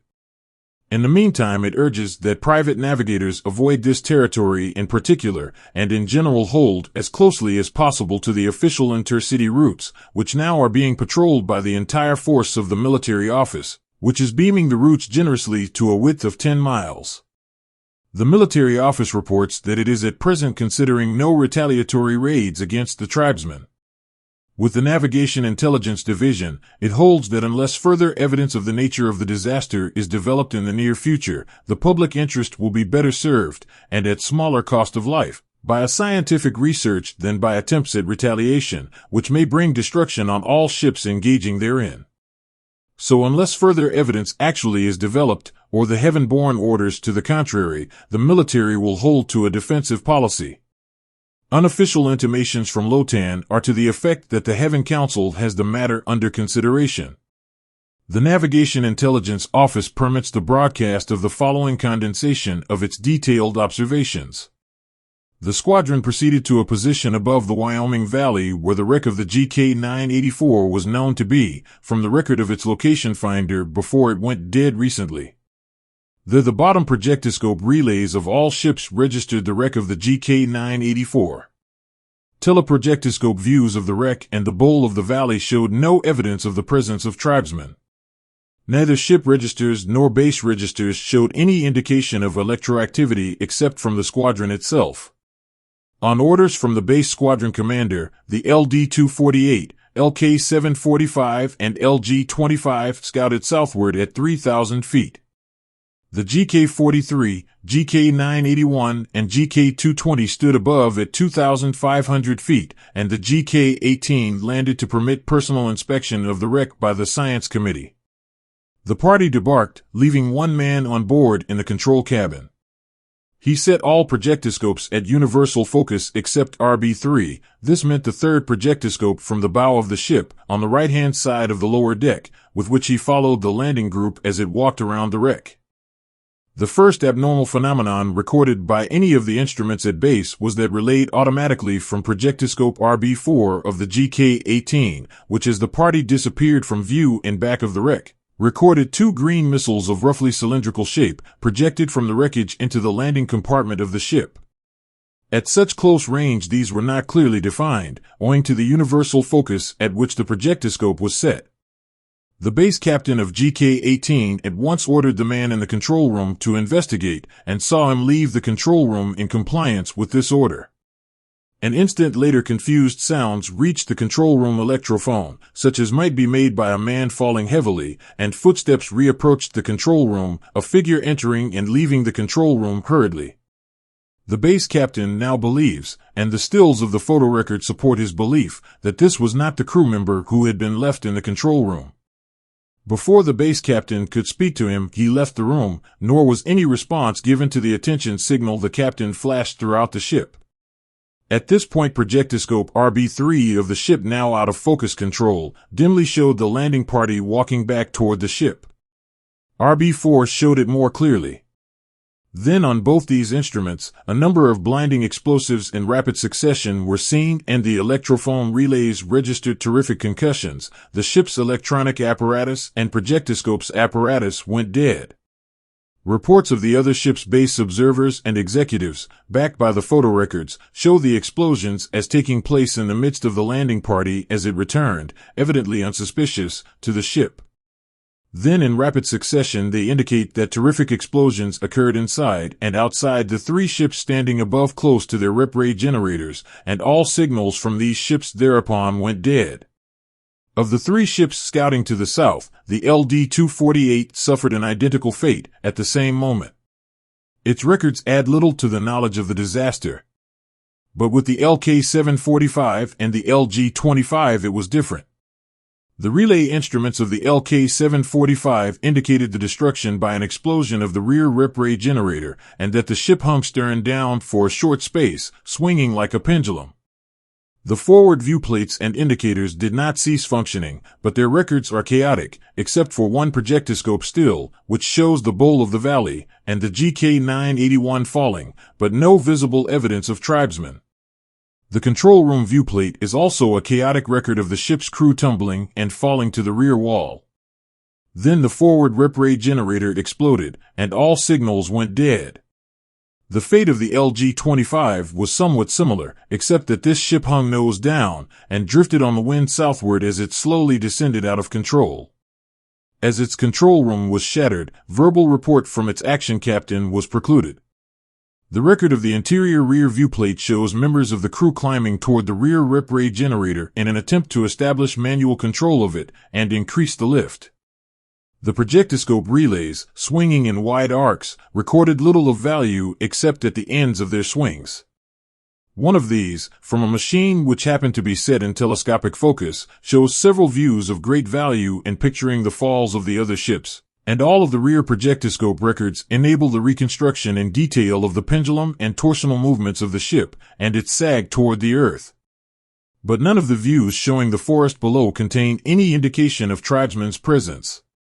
A final explosion put this ship out of commission at a height of 1,000 feet and at a 0.4 miles s by e of the center of the valley.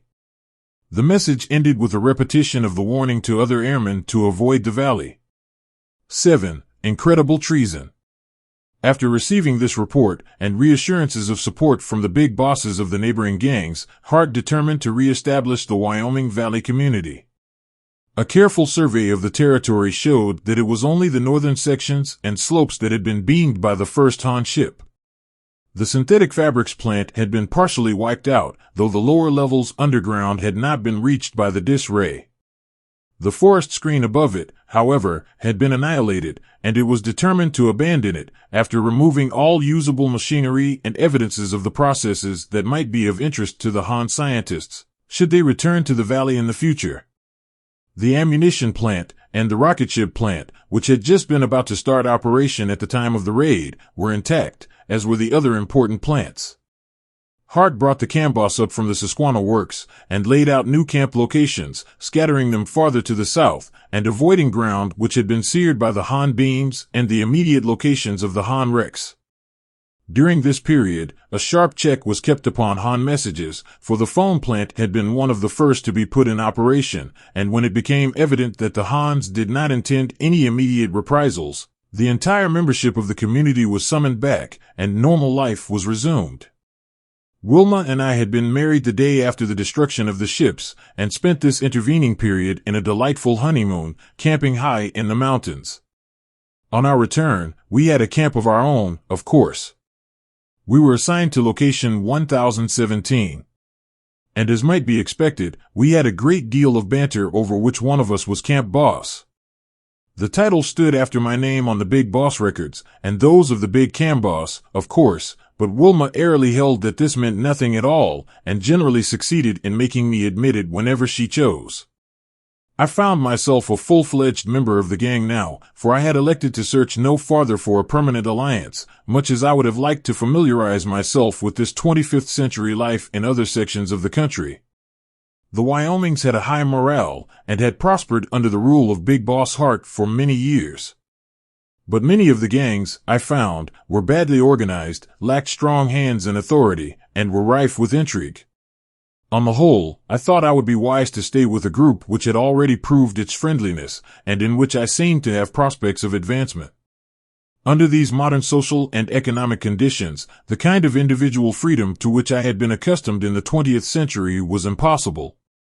I would have been as much of a nonentity in every phase of human relationship by attempting to avoid alliances as any man of the 20th century would have been politically, who aligned himself with no political party. This entire modern life, it appeared to me, judging from my ancient viewpoint, was organized along what I called political lines. And in this connection, it amused me to notice how universal had become the use of the word boss. The leader, the person in charge or authority over anything, was a boss.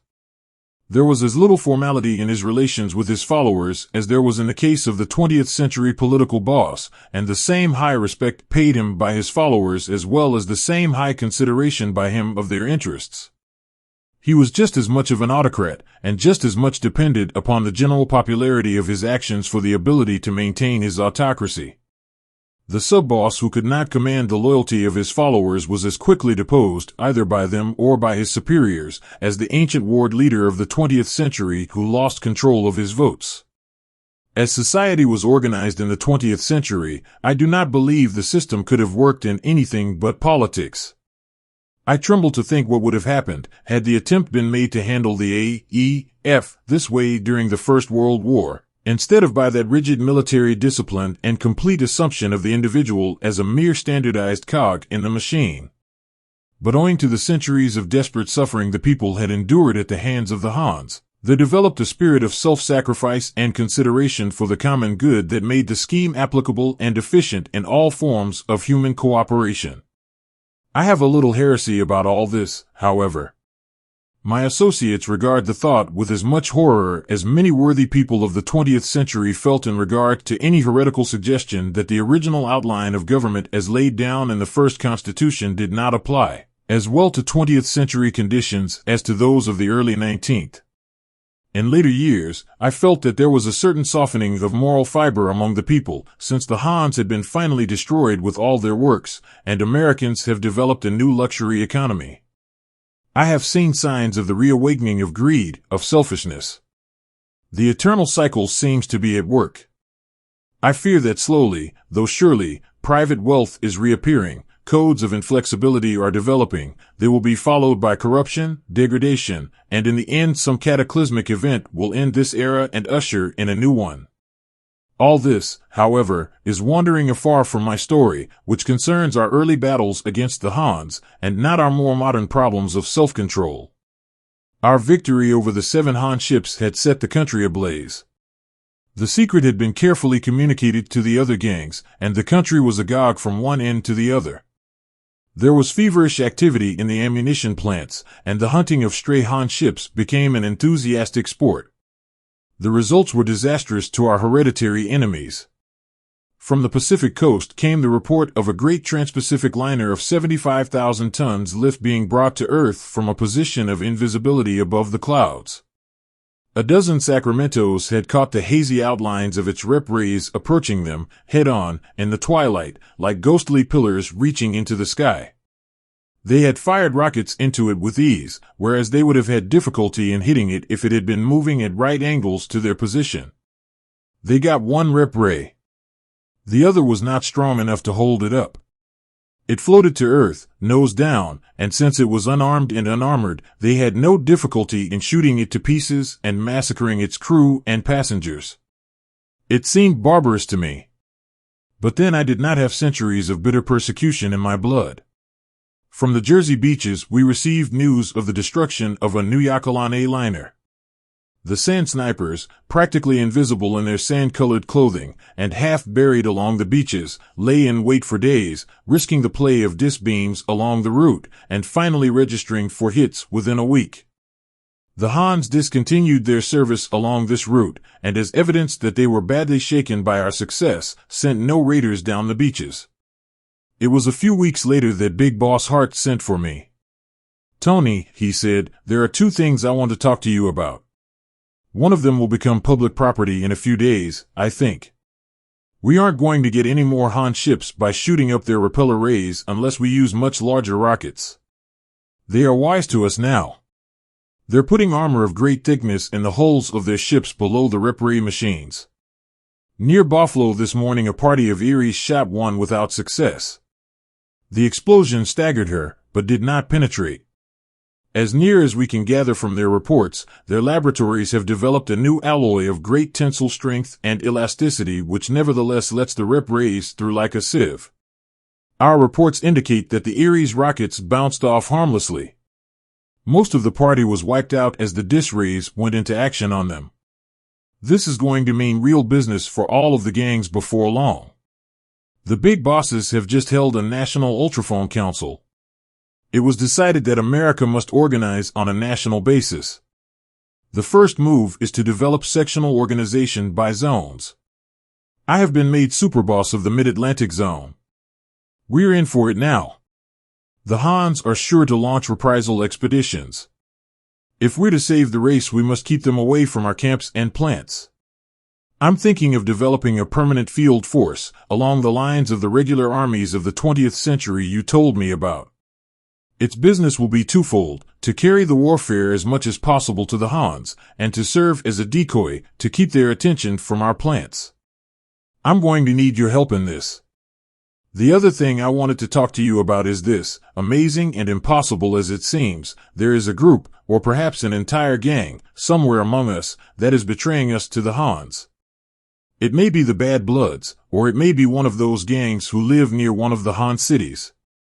You know, 115 or 20 years ago there were certain of these people's ancestors who actually degraded themselves by mating with the Hans, sometimes even serving them as slaves, in the days before they brought all their service machinery to perfection.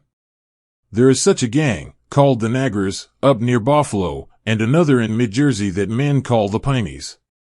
But I hardly suspect the Pineys. There is little intelligence among them. They wouldn't have the information to give the Hans, nor would they be capable of imparting it. They're absolute savages. Just what evidence is there that anybody has been clearing information to the Hans? I asked. Well, he replied, first of all there was that raid upon us. That first Han ship knew the location of our plants exactly. You remember it floated directly into position above the valley and began a systematic beaming. Then, the Hans quite obviously have learned that we are picking up their electrophone waves, for they've gone back to their old, but extremely accurate, system of directional control. But we've been getting them for the past week by installing automatic rebroadcast units along the scar paths. This is what the Americans called those strips of country directly under the regular ship routes of the Hans, who as a matter of precaution frequently blasted them with their disc beams to prevent the growth of foliage which might give shelter to the Americans. But they've been beaming those paths so hard, it looks as though they even had information of this strategy. And in addition, they've been using code. Finally, we've picked up 3 of their messages in which they discuss, with some nervousness, the existence of our mysterious ultraphone. But they still have no knowledge of the nature and control of ultronic activity? I asked. No, said the big boss thoughtfully, they don't seem to have a bit of information about it. Then it's quite clear, I ventured, that whoever is clearing us to them is doing it piecemeal. It sounds like a bit of occasional barter, rather than an out-and-out alliance. They're holding back as much information as possible for future bartering, perhaps. Yes, Hart said, and it isn't information the Hans are giving in return, but some form of goods, or privilege. The trick would be to locate the goods. I guess I'll have to make a personal trip around among the big bosses. 8. The Han City. This conversation set me thinking. All of the Han electrophone intercommunication had been an open record to the Americans for a good many years, and the Hans were just finding it out. For centuries they had not regarded us as any sort of a menace. Unquestionably, it had never occurred to them to secrete their own records. Somewhere in New York or Buffalo, or possibly in Lotan itself, the record of this traitorous transaction would be more or less openly filed. If we could only get at it. I wondered if a raid might not be possible. Bill Hearn and I talked it over with our Han Affairs boss and his experts. There ensued several days of research, in which the Han records of the entire decade were scanned and analyzed. In the end, they picked out a mass of detail, and fitted it together into a very definite picture of the great central filing office of the Hans in New York, where the entire mass of official records was kept, constantly available for instant projectoscoping to any of the city's offices, and of the system by which the information was filed. The attempt began to look feasible, though Hart instantly turned the idea down when I first presented it to him. It was unthinkable, he said. Sheer suicide. But in the end, I persuaded him.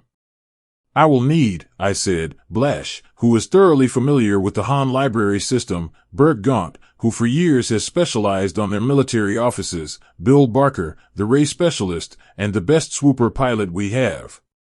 Swoopers are one-man and two-man ships, developed by the Americans, with skeleton backbones of inertron, during the war painted green for invisibility against the green forests below, and bellies of clear ultron. That will be more Gibbons, said Hart. We've only got 3 swoopers left, Tony, but I'll risk one of them if you and the others will voluntarily risk your existences. But mind, I won't urge or order one of you to go. I'll spread the word to every plant boss at once to give you anything and everything you need in the way of equipment. When I told Wilma of the plan, I expected her to raise violent and tearful objections, but she didn't.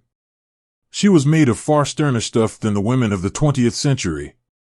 Not that she couldn't weep as copiously or be just as whimsical on occasion, but she wouldn't weep for the same reasons.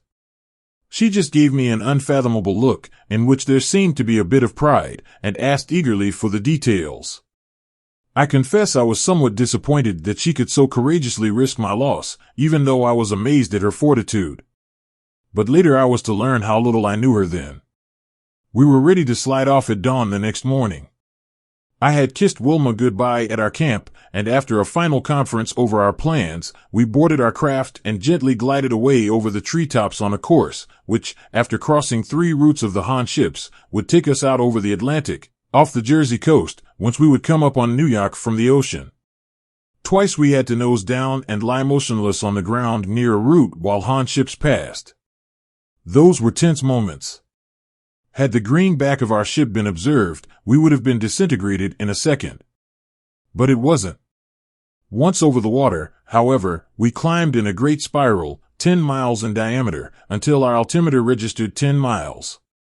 Here Gibbons shut off his rocket motor, and we floated, far above the level of the Atlantic liners, whose course was well to the north of us anyhow, and waited for nightfall.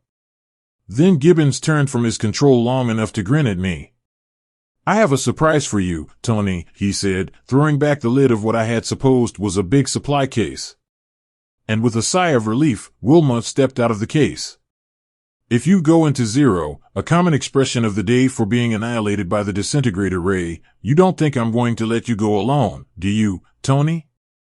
I couldn't believe my ears last night when you spoke of going without me, until I realized that you are still 500 years behind the times in lots of ways. Don't you know, dear heart, that you offered me the greatest insult a husband could give a wife? You didn't, of course. The others, it seemed, had all been in on the secret, and now they would have kidded me unmercifully, except that Wilma's eyes blazed dangerously. At nightfall, we maneuvered to a position directly above the city. This took some time and calculation on the part of Bill Barker, who explained to me that he had to determine our point by ultronic bearings. The slightest resort to an electronic instrument, he feared, might be detected by our enemies' locators. In fact, we did not dare bring our swooper any lower than 5 miles for fear that its capacity might be reflected in their instruments. Finally, however, he succeeded in locating above the central tower of the city. "If my calculations are as much as 10 feet off," he remarked with confidence, "I'll eat the tower. Now the rest is up to you, Mort. See what you can do to hold her steady. No, here, watch this indicator, the red beam, not the green one. See, if you keep it exactly centered on the needle, you're okay.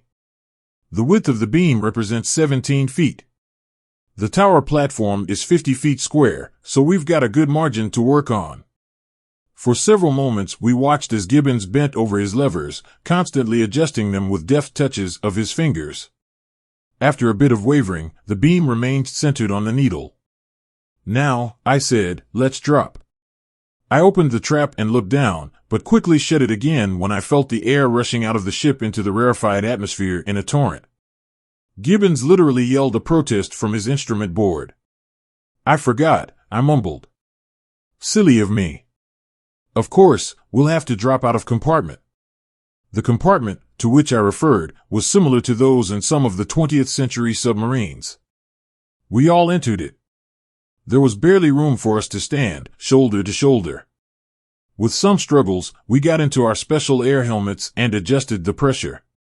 At our signal, Gibbons exhausted the air in the compartment, pumping it into the body of the ship, and as the little signal light flashed, Wilma threw open the hatch.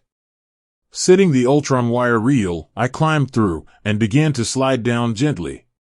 We all had our belts on, of course, adjusted to a weight balance of but a few ounces. And the 5-mile reel of Ultron wire that was to be our guide was of gossamer fineness, though, anyway, I believe it would have lifted the full weight of the 5 of us, so strong and tough was this invisible metal. As an extra precaution, since the wire was of the purest metal, and therefore totally invisible, even in daylight, we all had our belts hooked on small rings that slid down the wire. I went down with the end of the wire. Wilma followed a few feet above me, then Barker, Gaunt and Blash. Gibbons, of course, stayed behind to hold the ship in position and control the paying out of the line. We all had our ultraphones in place inside our air helmets, and so could converse with one another and with Gibbons. But at Wilma's suggestion, although we would have liked to let the big boss listen in, we kept them adjusted to short-range work, for fear that those who had been clearing with the Hans, and against whom we were on a raid for evidence, might also pick up our conversation. We had no fear that the Hans would hear us. In fact, we had the added advantage that, even after we landed, we could converse freely without danger of their hearing our voices through our air helmets. For a while I could see nothing below but utter darkness. Then I realized, from the feel of the air as much as from anything, that we were sinking through a cloud layer. We passed through 2 more cloud layers before anything was visible to us. Then there came under my gaze, about 2 miles below, one of the most beautiful sights I have ever seen, the soft, yet brilliant, radiance of the great Han city of New York. Every foot of its structural members seemed to glow with a wonderful incandescence, tower piled up on tower, and all built on the vast base mass of the city, which, so I had been told, sheered upward from the surface of the rivers to a height of 728 levels. The city, I noticed with some surprise, did not cover anything like the same area as the New York of the 20th century. It occupied, as a matter of fact, only the lower half of Manhattan Island, with one section straddling the East River and spreading out sufficiently over what once had been Brooklyn to provide berths for the great liners and other aircraft. Straight beneath my feet was a tiny dark patch. It seemed the only spot in the entire city that was not aflame with radiance. This was the central tower, in the top floors of which were housed the vast library of record files and the main projectoscope plant. "You can shoot the wire now," I ultrophoned Gibbons, and let go the little weighted knob. It dropped like a plummet, and we followed with considerable speed, but breaking our descent with gloved hands sufficiently to see whether the knob, on which a faint light glowed as a signal for ourselves, might be observed by any Han guard or night prowler. Apparently it was not, and we again shot down with accelerated speed. We landed on the roof of the tower without any mishap, and fortunately for our plan, in darkness. Since there was nothing above it on which it would have been worth while to shed illumination, or from which there was any need to observe it, the Hans had neglected to light the tower roof, or indeed to occupy it at all. This was the reason we had selected it as our landing place. As soon as Gibbons had our word, he extinguished the knob light, and the knob, as well as the wire, became totally invisible. At our ultrophone word, he would light it again. "No gunplay now," I warned. "Swords only, and then only if absolutely necessary." It would have lifted the full weight of the five of us, so strong and tough was this invisible metal. As an extra precaution, since the wire was of the purest metal, and therefore totally invisible, even in daylight, we all had our belts hooked on small rings that slid down the wire. I went down with the end of the wire. Wilma followed a few feet above me, then Barker, Gaunt and Blash. Gibbons, of course, stayed behind to hold the ship in position and control the paying out of the line.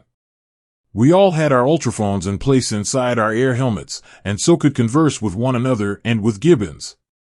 But at Wilma's suggestion, although we would have liked to let the big boss listen in, we kept them adjusted to short-range work, for fear that those who had been clearing with the Hans, and against whom we were on a raid for evidence, might also pick up our conversation. We had no fear that the Hans would hear us.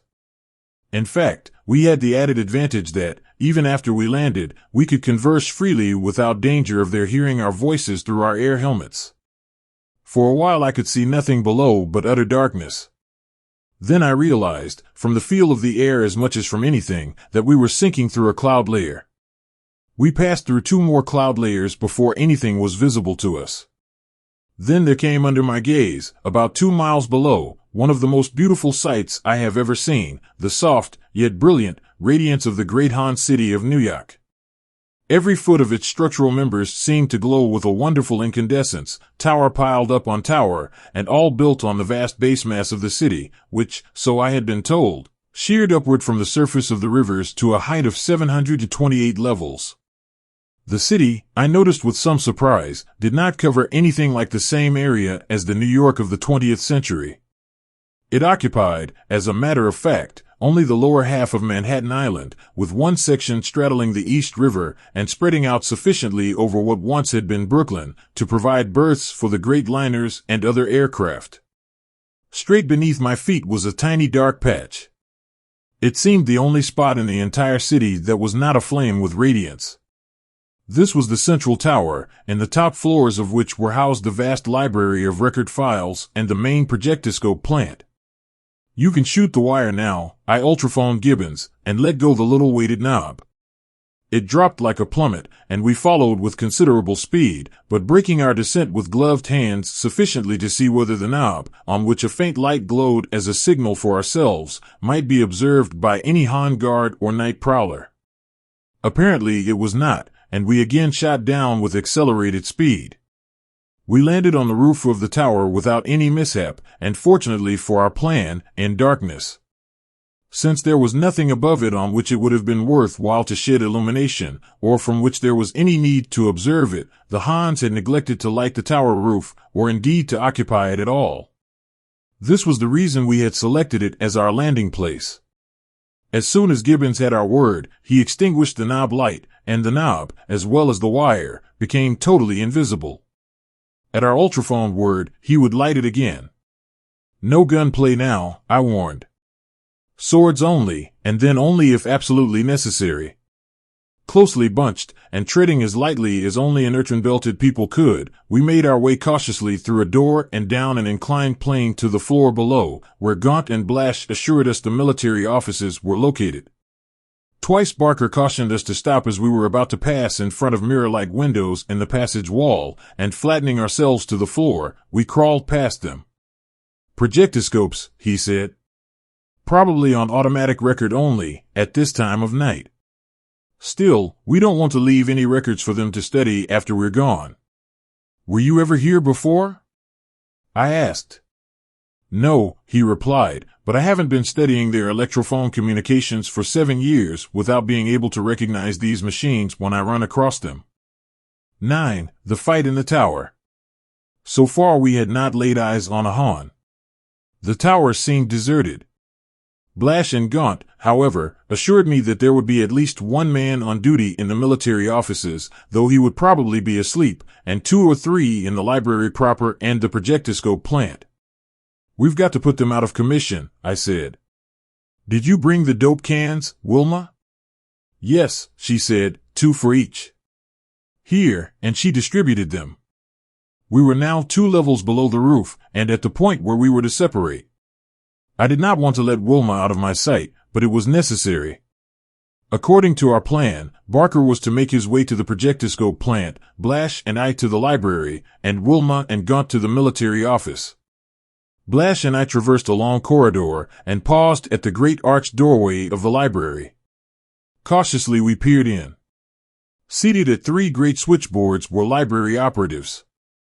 Occasionally one of them would reach lazily for a lever or sleepily push a button as little numbered lights winked on and off. They were answering calls for electrograph and viewplate records on all sorts of subjects from all sections of the city. I apprised my companions of the situation. Better wait a bit, Blash added. The calls will lessen shortly. Wilma reported an officer in the military office sound asleep. Give him the can, then, I said. Barker was to do nothing more than keep watch in the projectoscope plant, and a few moments later he reported himself well concealed, with a splendid view of the floor. I think we can take a chance now, Blash said to me, and at my nod, he opened the lid of his dope can. Of course, the fumes did not affect us, through our helmets. They were absolutely without odor or visibility, and in a few seconds the librarians were unconscious. We stepped into the room. There ensued considerable cautious observation and experiment on the part of Gaunt, working from the military office, and Blash in the library, while Wilma and I, with drawn swords and sharply attuned microphones, stood guard, and occasionally patrolled nearby corridors. I hear something approaching, Wilma said after a bit, with excitement in her voice. It's a soft, gliding sound. That's an elevator somewhere, Barker cut in from the projectoscope floor. Can you locate it? I can't hear it. It's to the east of me, she replied. And to my west, said I, faintly catching it. It's between us, Wilma, and nearer you than me. Be careful. Have you got any information yet, Blash and Gaunt? Getting it now, one of them replied. Give us 2 minutes more. Keep at it then, I said. We'll guard. The soft, gliding sound ceased. I think it's very close to me, Wilma almost whispered. Come closer, Tony. I have a feeling something is going to happen. I've never known my nerves to get taut like this without reason. In some alarm, I launched myself down the corridor in a great leap toward the intersection whence I knew I could see her. In the middle of my leap my ultraphone registered her gasp of alarm. The next instant I glided to a stop at the intersection to see Wilma backing toward the door of the military office, her sword red with blood, and an inert form on the corridor floor. 2 other Hans were circling to either side of her with wicked-looking knives, while a third, evidently a high officer, judging by the resplendence of his garb, tugged desperately to get an electrophone instrument out of a bulky pocket.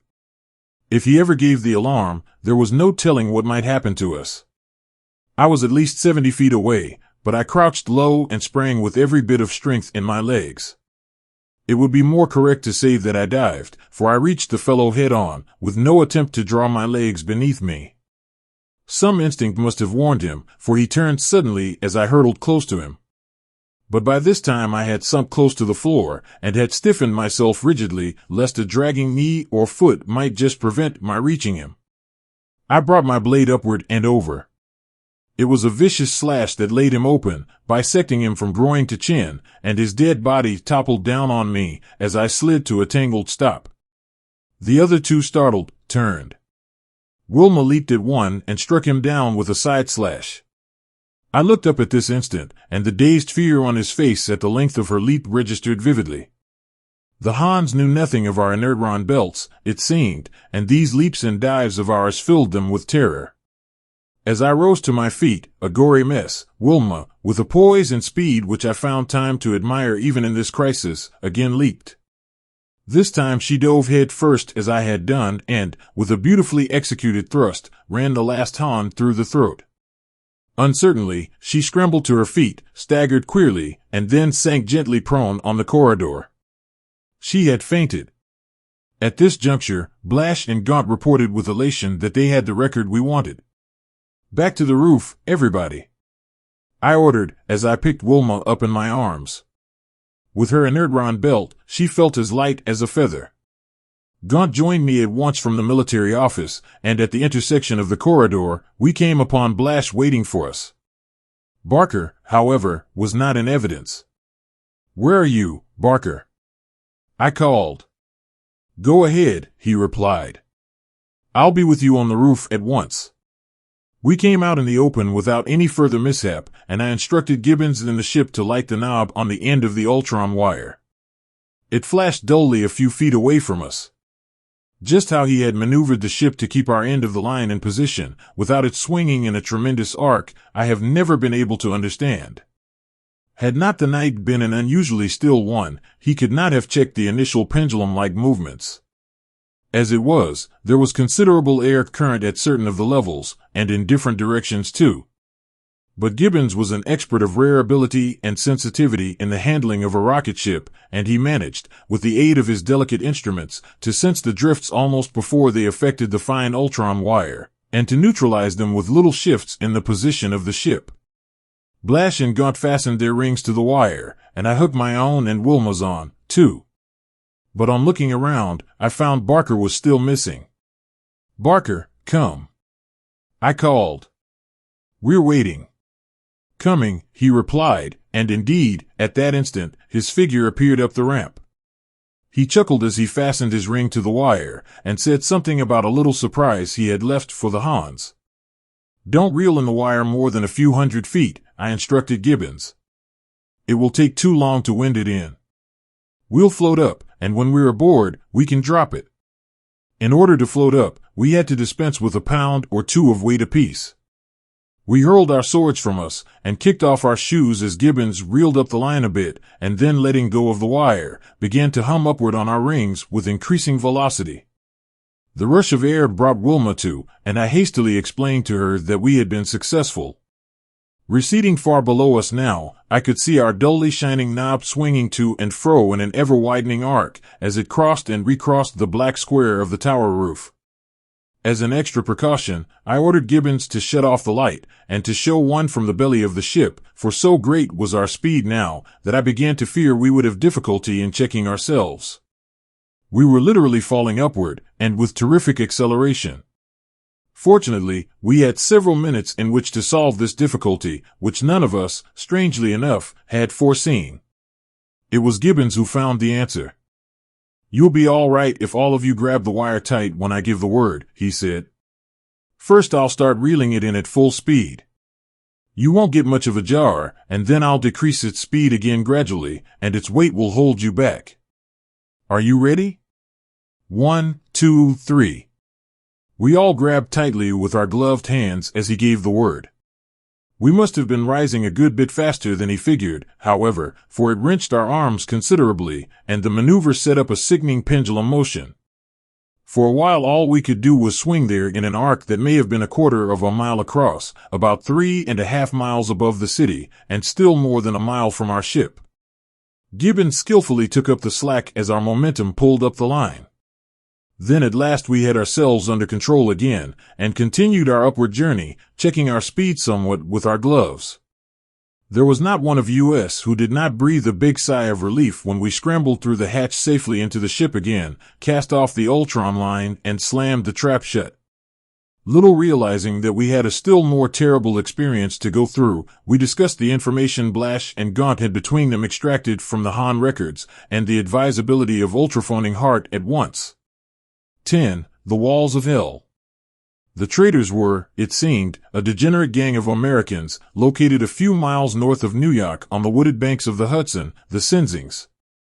They had exchanged scraps of information to the Hans in return for several old repeller ray machines, and the privilege of tuning in on the Han electronic power broadcast for their operation, provided their ships agreed to subject themselves to the orders of the Han traffic office while aloft. The rest wanted to ultraphone their news at once, since there was always danger that we might never get back to the gang with it. I objected, however. The Senzings would be likely to pick up our message. Even if we used the directional projector, they might have scouts out to the west and south in the big intergang stretches of country. They would flee to New York and escape the punishment they merited. It seemed to be vitally important that they should not, for the sake of example to other weak groups among the American gangs, as well as to prevent a crisis in which they might clear more vital information to the enemy. Out to sea again, I ordered Gibbons. They'll be less likely to look for us in that direction.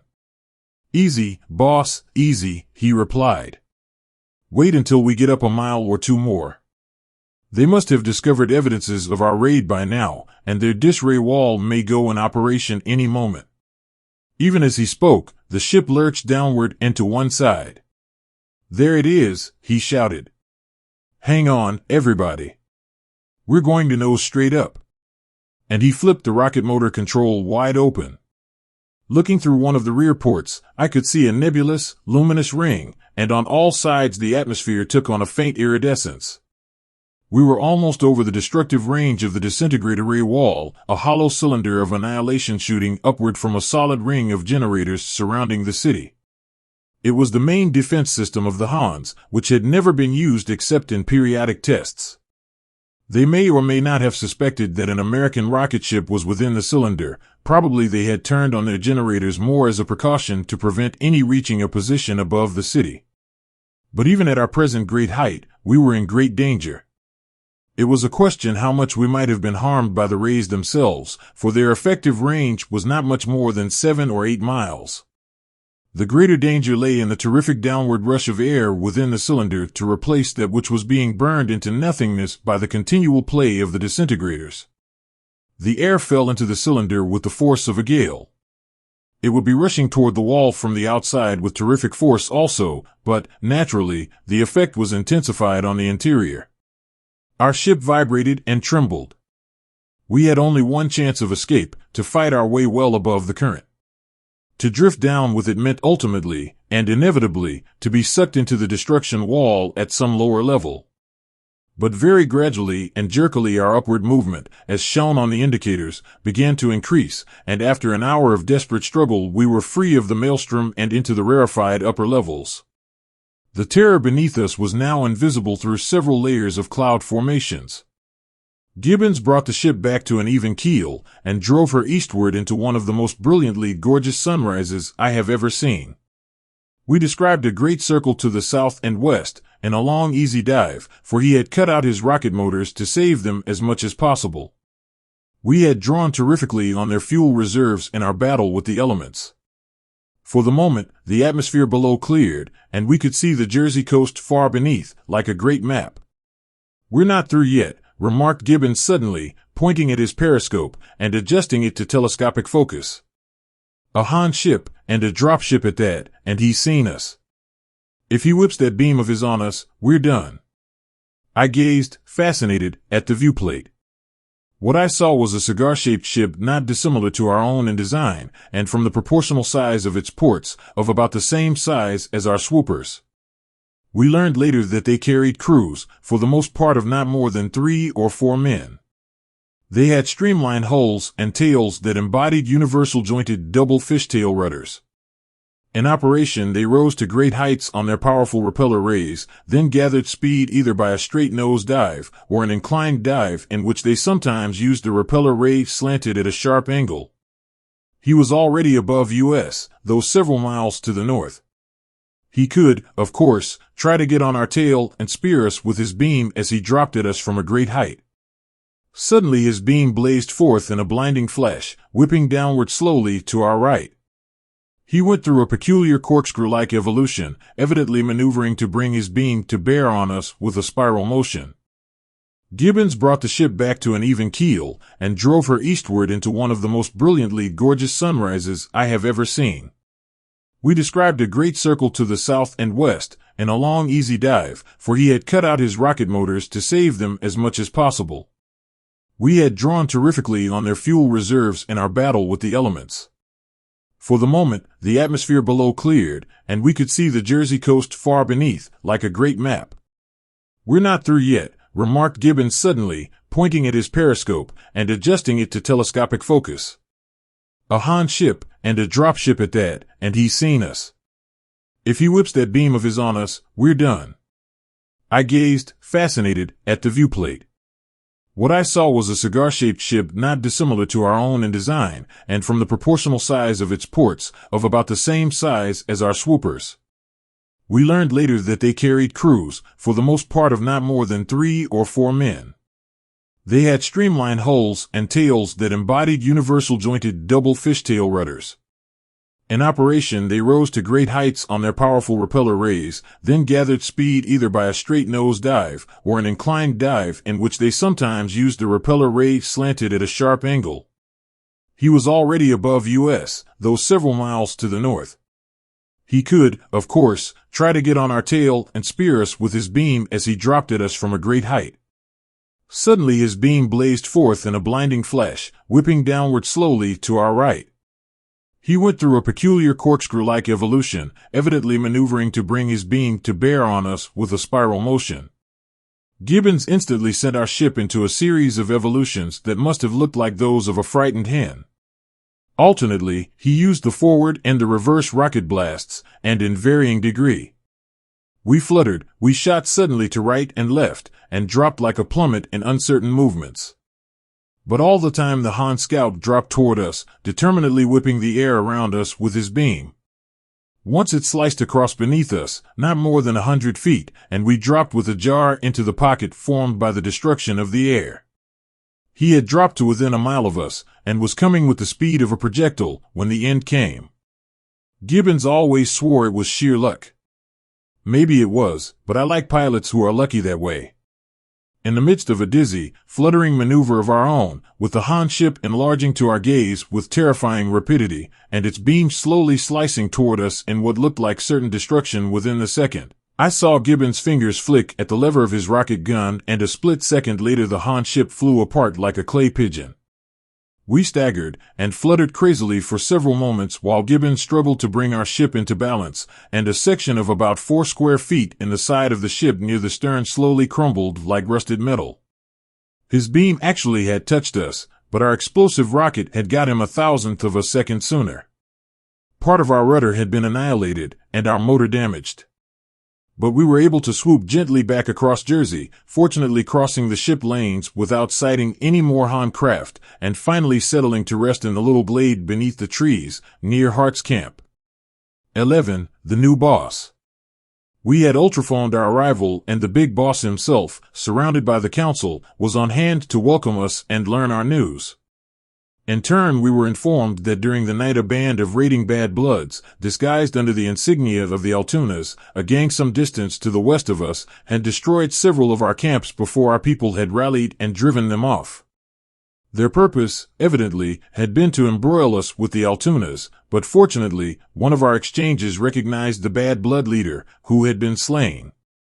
The big boss had mobilized the full raiding force of the gang, and was on the point of heading an expedition for the extermination of the bad bloods. I looked around the grim circle of the sub-bosses, and realized the fate of America, at this moment, lay in their hands. Their temper demanded the immediate expenditure of our full effort in revenging ourselves for this raid. But the strategic exigencies, to my mind, quite clearly demanded the instant and absolute extermination of the Senzings. It might be only a matter of hours, for all we knew, before these degraded people would barter clues to the American ultronic secrets to the Hans. "How large a force have we?" I asked Hart. "Every man and maid who can be spared," he replied. "That gives us 700 married and unmarried men, and 300 girls, more than the entire Bad Blood gang. Everyone is equipped with belts, ultraphones, rocket guns, and swords, and all fighting mad." I meditated how I might put the matter to these determined men, and was vaguely conscious that they were awaiting my words. Finally, I began to speak. I do not remember to this day just what I said. I talked calmly, with due regard for their passion, but with deep conviction. I went over the information we had collected, point by point, building my case logically, and painting a lurid picture of the danger impending in that half-alliance between the Senzings and the Hans of New York. I became impassioned, culminating, I believe, with a vow to proceed single-handed against the hereditary enemies of our race, if the Wyomings were blindly set on placing a gang feud ahead of honor and duty and the hopes of all America. As I concluded, a great calm came over me, as of one detached. I had felt much the same way during several crises in the First World War. I gazed from face to face, striving to read their expressions, and in a mood to make good my threat without any further heroics, if the decision was against me. But it was Hart who sensed the temper of the council more quickly than I did, and looked beyond it into the future. He arose from the tree trunk on which he had been sitting. "That settles it," he said, looking around the ring. "I have felt this thing coming on for some time now. I'm sure the council agrees with me that there is among us a man more capable than I to boss the Wyoming gang, despite his handicap of having had all too short a time in which to familiarize himself with our modern ways and facilities. Whatever I can do to support his effective leadership, at any cost, I pledge myself to do." As he concluded, he advanced to where I stood, and taking from his head the green-crested helmet that constituted his badge of office, to my surprise he placed it in my mechanically extended hand. The roar of approval that went up from the council members left me dazed. Somebody ultraphoned the news to the rest of the gang, and even though the earflaps of my helmet were turned up, I could hear the cheers with which my invisible followers greeted me, from near and distant hillsides, camps, and plants. My first move was to make sure that the phone boss, in communicating this news to the members of the gang, had not rebroadcast my talk nor mentioned my plan of shifting the attack from the Bad Bloods to the Senzings. I was relieved by his assurance that he had not, for it would have wrecked the whole plan. Everything depended upon our ability to surprise the Senzings. So I pledged the council and my companions to secrecy, and allowed it to be believed that we were about to take to the air and the trees against the Bad Bloods. That outfit must have been badly scared, the way they were burning the ether with ultraphone alibis and propaganda for the benefit of the more distant gangs. It was their old game, and the only method by which they had avoided extermination long ago from their immediate neighbors, these appeals to the spirit of American brotherhood, addressed to gangs too far away to have had the sort of experience with them that had fallen to our lot. I chuckled. Here was another good reason for the shift in my plans. Were we actually to undertake the exterminations of the Bad Bloods at once, it would have been a hard job to convince some of the gangs that we had not been precipitate and unjustified. Jealousies and prejudices existed. There were gangs which would give the benefit of the doubt to the Bad Bloods, rather than to ourselves, and the issue was now hopelessly beclouded with the clever lies that were being broadcast in an unceasing stream. But the extermination of the Senzings would be another thing. In the first place, there would be no warning of our action until it was all over, I hoped. In the second place, we would have indisputable proof, in the form of their rep-ray ships and other paraphernalia, of their traffic with the Hans, and the state of American prejudice, at the time of which I write held trafficking with the Hans a far more heinous thing than even a vicious gang feud. I called an executive session of the council at once. I wanted to inventory our military resources. I created a new office on the spot, that of Control Boss, and appointed Ned Garland to the post, turning over his former responsibility as Plant's boss to his assistant. I needed someone, I felt, to tie in the records of the various functional activities of the campaign and take over from me the task of keeping the records of them up to the minute.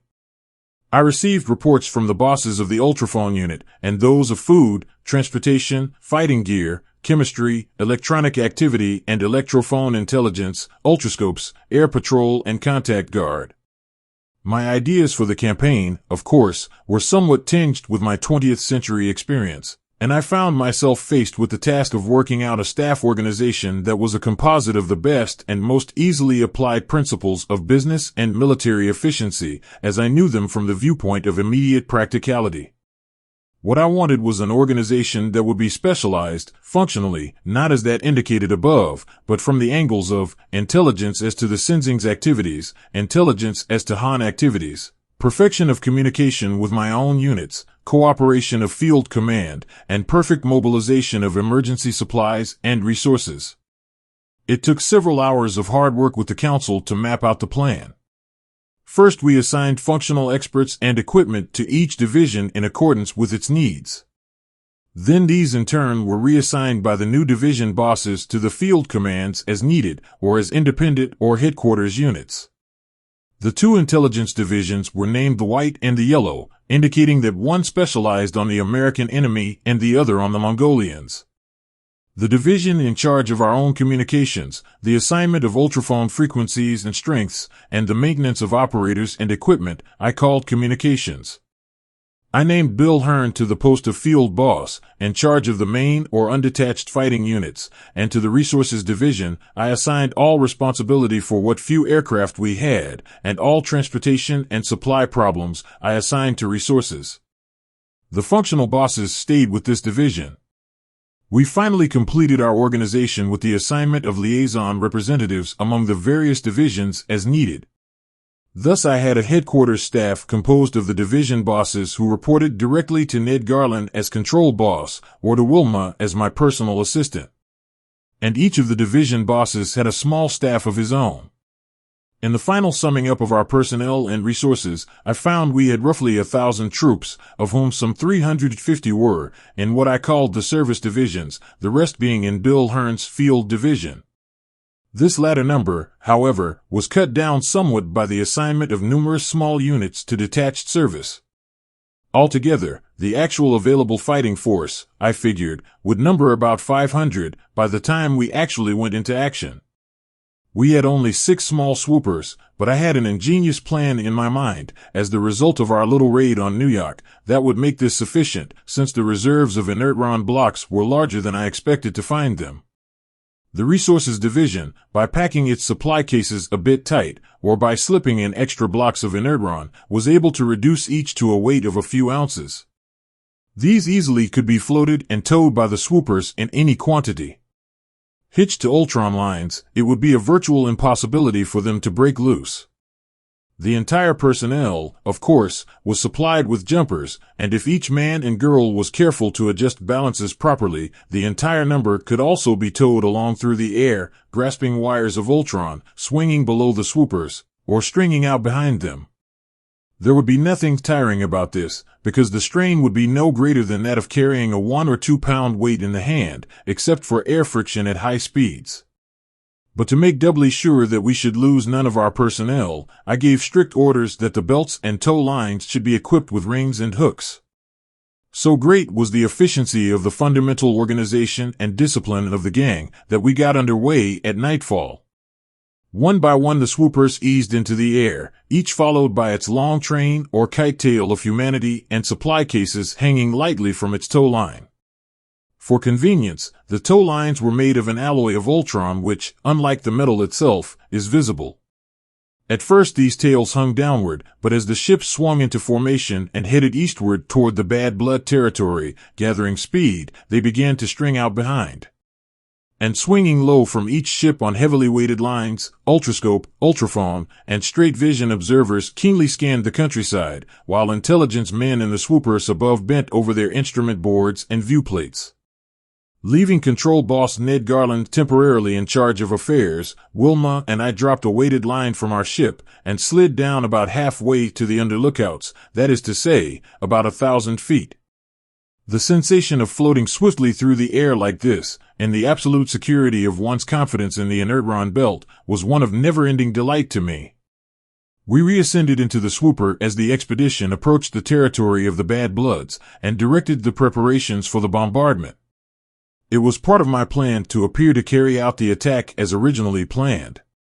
About 15 miles from their camps our ships came to a halt and maintained their positions for a while with the idling blasts of their rocket motors, to give the ultrascope operators a chance to make a thorough examination of the territory below us, for it was very important that this next step in our program should be carried out with all secrecy. At length they reported the ground below us entirely clear of any appearance of human occupation, and a gun unit of long-range specialists was lowered with a dozen rocket guns, equipped with special automatic devices that the Resources Division had developed at my request a few hours before our departure. These were aiming and timing devices. After calculating the range, elevation, and rocket charges carefully, the guns were left, concealed in a ravine, and the men were hauled up into the ship again. At the predetermined hour, those unmanned rocket guns would begin automatically to bombard the Bad Bloods' hillsides, shifting their aim and elevation slightly with each shot, as did many of our artillery pieces in the First World War. In the meantime, we turned south about 20 miles, and grounded, waiting for the bombardment to begin before we attempted to sneak across the Han ship lane. I was relying for security on the distraction that the bombardment might furnish the Han observers. It was tense work waiting, but the affair went through as planned, our squadron drifting across the route high enough to enable the ship's tails of troops and supply cases to clear the ground. In crossing the second ship route, out along the beaches of Jersey, we were not so successful in escaping observation. A Han ship came speeding along at a very low elevation. We caught it on our electronic location and direction finders, and also located it with our ultrascopes, but it came so fast and so low that I thought it best to remain where we had grounded the second time, and lie quiet, rather than get underway and cross in front of it. The point was this. While the Hans had no such devices as our ultrascopes, with which we could see in the dark, within certain limitations of course, and their electronic instruments would be virtually useless in uncovering our presence, since all but natural electronic activities were carefully eliminated from our apparatus, except electrophone receivers, which are not easily spotted. The Hans did have some very highly sensitive sound devices which operated with great efficiency in calm weather, so far as sounds emanating from the air were concerned. But the ground roar greatly confused the use of these instruments in the location of specific sounds floating up from the surface of the earth. This ship must have caught some slight noise of ours, however, in its sensitive instruments, for we heard its electronic devices go into play, and picked up the routine report of the noise to its base ship commander. But from the nature of the conversation, I judged they had not identified it, and were, in fact, more curious about the detonations they were picking up now from the Bad Bloodlands some 60 miles or so to the west. Immediately after this ship had shot by, we took the air again, and following much the same route that I had taken the previous night, climbed in a long semicircle out over the ocean, swung toward the north and finally the west. We set our course, however, for the Senzing's land north of New York, instead of for the city itself. 12. The Finger of Doom. As we crossed the Hudson River, a few miles north of the city, we dropped several units of the Yellow Intelligence Division, with full instrumental equipment. Their apparatus cases were nicely balanced at only a few ounces weight each, and the men used their chute capes to ease their drops. We recrossed the river a little distance above and began dropping white intelligence units and a few long and short-range gun units. Then we held our position until we began to get reports. Gradually we ringed the territory of the Senzings, our observation units working busily and patiently at their locators and scopes, both aloft and aground, until Garland finally turned to me with the remark, "The map circle is complete now, boss. We've got clear locations all the way around them." "Let me see it," I replied, and studied the illuminated viewplate map, with its little overlapping circles of light that indicated spots proved clear of the enemy by ultrascopic observation. I nodded to Bill Hearn. "Go ahead now, Hearn," I said, "and place your barrage men." He spoke into his ultraphone, and 3 of the ships began to glide in a wide ring around the enemy territory. Every few seconds, at the word from his unit boss, a gunner would drop off the wire, and slipping the clasp of his chute cape, drift down into the darkness below. Bill formed two lines, parallel to and facing the river, and enclosing the entire territory of the enemy between them. Above and below, straddling the river, were two defensive lines. These latter were merely to hold their positions. The others were to close in toward each other, pushing a high-explosive barrage 5 miles ahead of them. When the two barrages met, both lines were to switch to short-vision range barrage and continue to close in on any of the enemy who might have drifted through the previous curtain of fire. In the meantime, Bill kept his reserves, a picked corps of 100 men, the same that had accompanied Hart and myself in our fight with the Han squadron, in the air, divided about equally among the kite-tails of 4 ships. A final roll call, by units, companies, divisions, and functions, established the fact that all our forces were in position. No Han activity was reported, and no Han broadcasts indicated any suspicion of our expedition. Nor was there any indication that the Senzings had any knowledge of the fate in store for them. The idling of rep-ray generators was reported from the center of their camp, obviously those of the ships the Hans had given them, the price of their treason to their race. Again I gave the word, and Hearn passed on the order to his subordinates. Far below us, and several miles to the right and left, the two barrage lines made their appearance. From the great height to which we had risen, they appeared like lines of brilliant, winking lights, and the detonations were muffled by the distances into a sort of rumbling, distant thunder. Hearn and his assistants were very busy, measuring, calculating, and snapping out ultraphone orders to unit commanders that resulted in the straightening of lines and the closing of gaps in the barrage. The White Division boss reported the utmost confusion in the Senzing organization. They were, as might be expected, an inefficient, loosely disciplined gang, and repeated broadcasts for help to neighboring gangs. Ignoring the fact that the Mongolians had not used explosives for many generations, they nevertheless jumped at the conclusion that they were being raided by the Hans. Their frantic broadcasts persisted in this thought, despite the nervous electrophonic inquiries of the Hans themselves, to whom the sound of the battle was evidently audible, and who were trying to locate the trouble. At this point, the swooper I had sent south toward the city went into action as a diversion, to keep the Hans at home. Its kite-tail, loaded with long-range gunners, using the most highly explosive rockets we had, hung invisible in the darkness of the sky and bombarded the city from a distance of about 5 miles. With an entire city to shoot at, and the object of creating as much commotion therein as possible, regardless of actual damage, the gunners had no difficulty in hitting the mark. I could see the glow of the city and the stabbing flashes of exploding rockets. In the end, the Hans, uncertain as to what was going on, fell back on a defensive policy and shot their hell cylinder, or wall of upturned disintegrator rays, into operation. That, of course, ended our bombardment of them.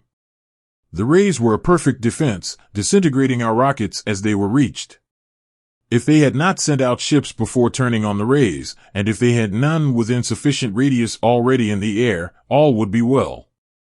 I queried Garland on this, but he assured me Yellow Intelligence reported no indications of Han ships nearer than 800 miles. This would probably give us a free hand for a while, since most of their instruments recorded only imperfectly or not at all, through the death wall. Requisitioning one of the viewplates of the headquarters ship and the services of an expert operator, I instructed him to focus on our lines below. I wanted a close-up of the men in action. He began to manipulate his controls, and chaotic shadows moved rapidly across the plate, fading in and out of focus, until he reached an adjustment that gave me a picture of the forest floor, apparently 100 feet wide, with the intervening branches and foliage of the trees appearing like shadows that melted into reality a few feet above the ground. I watched one man setting up his long gun with skillful speed. His lips pursed slightly as though he were whistling as he adjusted the tall tripod on which the long tube was balanced. Swiftly he twirled the knobs controlling the aim and elevation of his piece. Then, lifting a belt of ammunition from the big box, which itself looked heavy enough to break down the spindly tripod, he inserted the end of it in the lock of his tube and touched the proper combination of buttons. Then he stepped aside and occupied himself with peering carefully through the trees ahead. Not even a tremor shook the tube, but I knew that at intervals of something less than a second, it was discharging small projectiles which, traveling under their own continuously reduced power, were arching into the air, to fall precisely 5 miles ahead and explode with the force of 8-inch shells, such as we used in the First World War. Another gunner, 50 feet to the right of him, waved a hand and called out something to him. Then, picking up his own tube and tripod, he gauged the distance between the trees ahead of him and the height of their lowest branches, and bending forward a bit, flexed his muscles and leaped lightly, some 25 feet. Another leap took him another 20 feet or so, where he began to set up his piece. I ordered my observer then to switch to the barrage itself. He got a close focus on it, but this showed little except a continuous series of blinding flashes, which, from the viewplate, lit up the entire interior of the ship. An 800-foot focus proved better. I had thought that some of our French and American artillery of the 20th century had achieved the ultimate in mathematical precision of fire, but I had never seen anything to equal the accuracy of that line of terrific explosions as it moved steadily forward, mowing down trees as a scythe cuts grass, or used to 500 years ago, literally churning up the earth and the splintered, blasted remains of the forest giants, to a depth of from 10 to 20 feet. By now the two curtains of fire were nearing each other, lines of vibrant, shimmering, continuous, brilliant destruction, inevitably squeezing the panic-stricken Senzings between them. Even as I watched, a group of them, who had been making a futile effort to get their 3 rep-ray machines into the air, abandoned their efforts and rushed forth into the milling mob. I queried the control boss sharply on the futility of this attempt of theirs, and learned that the Hans, apparently in doubt as to what was going on, had continued to play safe and broken off their power broadcast, after ordering all their own ships east of the Alleghenies to the ground, for fear these ships they had traded to the Senzings might be used against them. Again I turned to my viewplate, which was still focused on the central section of the Senzing works. The confusion of the traders was entirely that of fear, for our barrage had not yet reached them. Some of them set up their long guns and fired at random over the barrage line, then gave it up. They realized that they had no target to shoot at, no way of knowing whether our gunners were a few hundred feet or several miles beyond it. Their ultraphone men, of whom they did not have many, stood around in tense attitudes, their helmet phones strapped around their ears, nervously fingering the tuning controls at their belts. Unquestionably they must have located some of our frequencies and overheard many of our reports and orders. But they were confused and disorganized. If they had an ultraphone boss, they evidently were not reporting to him in an organized way. They were beginning to draw back now before our advancing fire. With intermittent desperation, they began to shoot over our barrage again, and the explosions of their rockets flashed at widely scattered points beyond. A few took distance pot shots. Oddly enough, it was our own forces that suffered the first casualties in the battle. Some of these distance shots by chance registered hits, while our men were under strict orders not to exceed their barrage distances. Seen upon the ultrascope viewplate, the battle looked as though it were being fought in daylight, perhaps on a cloudy day, while the explosions of the rockets appeared as flashes of extra brilliance. The two barrage lines were not more than 500 feet apart when the Senzings resorted to tactics we had not foreseen. We noticed first that they began to lighten themselves by throwing away extra equipment. A few of them in their excitement threw away too much and shot suddenly into the air. Then a scattering few floated up gently, followed by increasing numbers, while still others, preserving a weight balance, jumped toward the closing barrages and leaped high, hoping to clear them. Some succeeded. We saw others blown about like leaves in a windstorm, to crumple and drift slowly down, or else to fall into the barrage, their belts blown from their bodies. However, it was not part of our plan to allow a single one of them to escape and find his way to the Hans. I quickly passed the word to Bill Hearn to have the alternate men in his line raise their barrages and heard him bark out a mathematical formula to the unit bosses. We backed off our ships as the explosions climbed into the air in stagger formation until they reached a height of 3 miles. I don't believe any of the Senzings who tried to float away to freedom succeeded. But we did know later that a few who leaped the barrage got away and ultimately reached New York.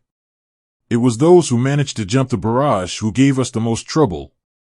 With half of our long guns turned aloft, I foresaw we would not have enough to establish successive ground barrages, and so ordered the barrage back 2 miles, from which positions our curtains began to close and again, this time, however, gauged to explode, not on contact, but 30 feet in the air. This left little chance for the Senzings to leap either over or under it. Gradually, the 2 barrages approached each other until they finally met, and in the gray dawn the battle ended. Our own casualties amounted to 47 men in the ground forces, 18 of whom had been slain in hand-to-hand fighting with the few of the enemy who managed to reach our lines, and 62 in the crew and kite-tail force of Swooper No. 4, which had been located by one of the enemy's ultrascopes and brought down with long gun fire. Since nearly every member of the Senzing gang had, so far as we knew, been killed, we considered the raid a great success. It had, however, a far greater significance than this. To all of us who took part in the expedition, the effectiveness of our barrage tactics definitely established a confidence in our ability to overcome the Hans. As I pointed out to Wilma, it has been my belief all along, dear, that the American explosive rocket is a far more efficient weapon than the disintegrator ray of the Hans, once we can train all our gangs to use it systematically and in coordinated fashion. As a weapon in the hands of a single individual, shooting at a mark in direct line of vision, the rocket gun is inferior in destructive power to the dis ray, except as its range may be a little greater. The trouble is that to date it has been used only as we used our rifles and shotguns in the 20th century. The possibilities of its use as artillery, in laying barrages that advance along the ground or climb into the air, are tremendous. The dis ray inevitably reveals its source of emanation. The rocket gun does not. The dis ray can reach its target only in a straight line. The rocket may be made to travel in an arc, over intervening obstacles, to an unseen target. Nor must we forget that our ultranists now are promising us a perfect shield against the dis ray in an run. I tremble though, Tony dear, when I think of the horrors that are ahead of us. The Hans are clever. They will develop defenses against our new tactics. And they are sure to mass against us not only the full force of their power in America, but the united forces of the world empire. They are a cowardly race in one sense, but clever as the very devils in hell, and inheritors of a calm, ruthless, vicious persistency.